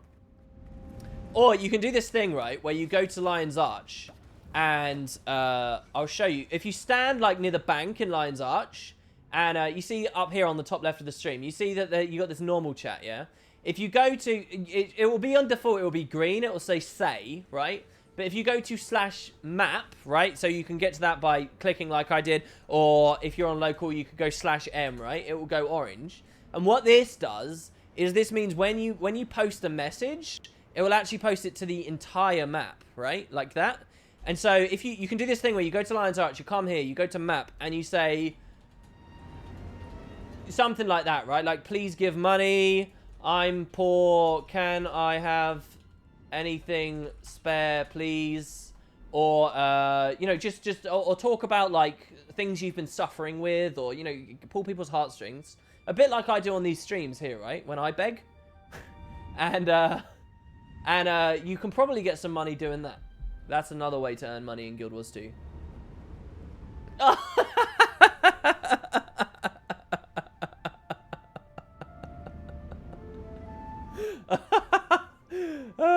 Please tell me he's not watching the stream. Oh. Oh dear. I'm sorry to that guy. Oh, it just made the game look bad. Oh, somebody mailed me 400 gold, pro beggar. Oh my god. See, the only reason you sent me this is because you know I won't accept it. But there you go. Thank you very much. Just join that guild and ask them for money. Did WP just foot in mouth? Did I? What did I foot in mouth? At least I didn't suggest pretending to be a girl and offering to be someone's girlfriend. That is another viable strategy. Oh my god, and we did have a donation. Erendil Gray, thank you so much. You donated £10. Happy birthday, they say. Thanks for all the wonderful content over the years, and here are many more to come. That's really lovely of you. Thank you very, very, very, very, very much. And believe me, this has been a great birthday. This has been really lovely. Thank you. Accept it to mess with him. I would to joke with him, but then that counts to the 500 gold cap, and then I can't take donations for the guild and stuff, so it wouldn't work, unfortunately. It was announced that Life is Strange is coming out. Yes, it was. It made me kind of sad, though, because obviously I'm not running Visual Wood with Matt anymore, and, like, I would want to play Life is Strange with Matt, and sharing it together again, because there was a real quality to that. It would be kind of sad to go and just play that alone. But since we stopped doing videos, we don't really hang out anymore, so I don't know. So it made me a little bit sad. I'll probably play it, though. It should be cool. Maybe I can get myself to play it with him, or broach the subject at some point. It'd be pretty interesting, right? But before anyone asks, no, the Visual Wood channel is not likely to suddenly return because Life is Strange 2 is coming out. No, it's not going to happen. Matt is totally alive, yeah.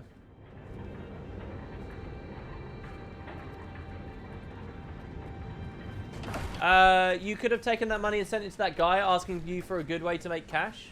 Oh, I could have. What? I could have He wasn't even asking for a good way. He was asking whether he should get crack in the ice. He wasn't even begging. I was just being a dick. I was just joking around. Well, it's not a co-op game. I don't have to substitute Matt with boots. I don't have to do that. You know, I can just play it. It's a single-player game. This is the way we played it. Was very, like... It's nice to do the discussions and hear some... Because Matt and I have very different world experiences and life experiences, you know, like... you know, we grew up in very different environments. We have very different beliefs and understandings about the world and so on. And it was really cool to riff off of each other and kind of, you know...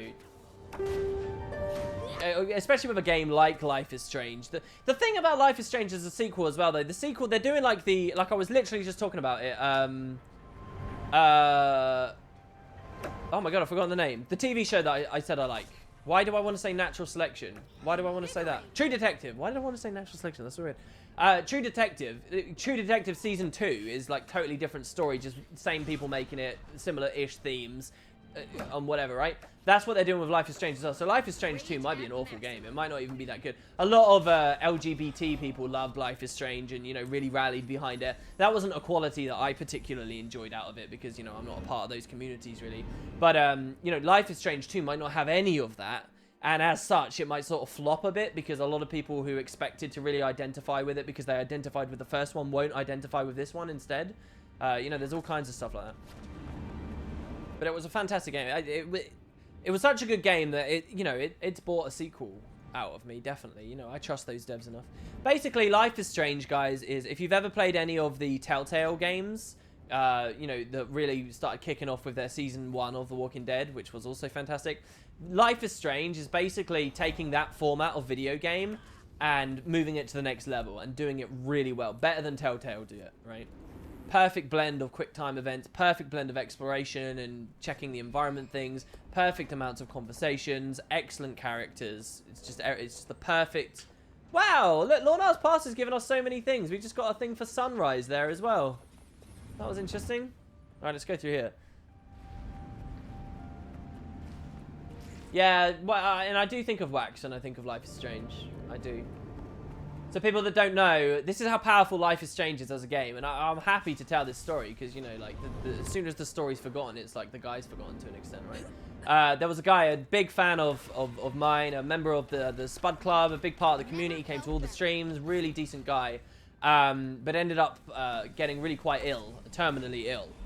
And kind of had this decision, essentially, to make whether he would... you know, basically put himself through a lot of suffering to cling to life for a little bit longer, or whether he'd just sort of, you know, pack it in kind of thing. And this was a real person who used to come to the streams and stuff, and, you know, this was something he was really going through. And he played Life is Strange, and based on a scene in Life is Strange, it helped him to come to his decision about what he wanted to do there, which was to go early, right? Like, really, really powerful stuff, like strong stuff, and you know that and he loved the game. He said it was one of the best games he'd ever played. Really, really, really enjoyed it. And you know, it spoke to him on a very deep level, a fundamental level. Like, there's for someone to for a game to persuade you on such a fundamental level as a human to actually help you make a decision about your own life is mental. And that's the kind of game that Life is Strange is. It's a good game. I probably built it up too much now, but it's a good game. Check out my Discords. Okay. What am I looking in? Event planning? Event planning, we're still dealing with bot issues, I think. What am I looking for? Am I looking for... Corey sent me a message. China History Podcast, The 4 Great Inventions. You might like this. You mentioned history in China, so you might like this podcast. This episode in particular is about the printing press stuff and 3 other inventions from China. That's awesome. I'd love to hear more specific details about it, because it seems like I got some of the facts wrong based on chat earlier. What am I looking for, B-boy? There's no point in telling people how to beg in Guild Wars 2. I hear there's this multifaceted guy on Twitch who has the begging market locked down. I really, as much as I've joked, I really don't want people to think I am a beggar. I'd like to think I haven't begged. I once saw someone on Reddit said, oh, WP is such a beggar, and I got really kind of mad at that because I'm not a beggar, and any money I've ever taken has been for a guild or for a giveaway, and that's it. And, you know, I've always been trying to be very careful about that, and I've never forced people, I've never said, please give me money, please. You know, like, people have paid what they want, generally. I would really like to not get that reputation, please. Of course, saying that now has probably done me a disservice. Oh, we're back to the Dermot Priory music. Alright, we need this skill challenge here. How did I miss this? Said the 23k gold guy. I didn't beg for that money, though. I haven't begged for that. I've been given it through generous donations. But it's not that I've, you know... The worst I've done is remind people that they can give. Which is essentially begging, but it's not that bad. I don't think. Oh, look, guys. You see where we are? You see where we are here? Guess what 2 little things this just reminded me of being here. To do with a body and pain. Alright, let's move on. Just want you all to enjoy that with me. Since my brain did it, I'm going to force all of your brains to do it too. Did you ever think you could get the legendaries on your own in some crazy idea? No, never. Not for a million years. In fact, when we started the legendary hunt, I was more interested in doing Guild Wars 2 Hardcore, if you guys remember. Guild Wars 2 Cruel, if you remember, I think is what I called it. Which was another challenge run I wanted to do. And I'd made all those slides for it. I was really excited about it. And I tried to convince people as best about it. And I said, so what do you want to see? Do you want to see the Legendary Hunt or do you want to see Guild Wars 2 Merciless? That was what it was. Guild Wars 2 Merciless. And everyone said the vote pretty conclusively went the Legendary Hunt. So And I made it very clear to people at that time, the Legendary Hunt, it was going to be reliant on you guys. nothing like a good hunt. I'll break your bones and laugh doing it. I remember when WP talked about Wax dying, I was half expecting him to talk about how he'd banned someone or something, and then the death. It was a huge shock for me. Yeah, it was pretty shit, to be honest. Very weird time. Over the past 4 or 5 years, there's been a lot of people that, like, it's been very crazy to have seen some of the people pass away that have. Never felt better. Someone is playing Happy Birthday for you. Oh, is that Happy Birthday? Oh, let's listen. I'm sorry. Yeah, play it. Play it. I like it. Let's listen. Let's listen to Happy Birthday. By Nier Automata. It's the most evocative game ever. It also has the best OST ever. Really? Do you promise? Give me one more message, Ewendell, to sell me on it. Because I want to play more on my PlayStation. Since I've been procrastinating with FF15 so much.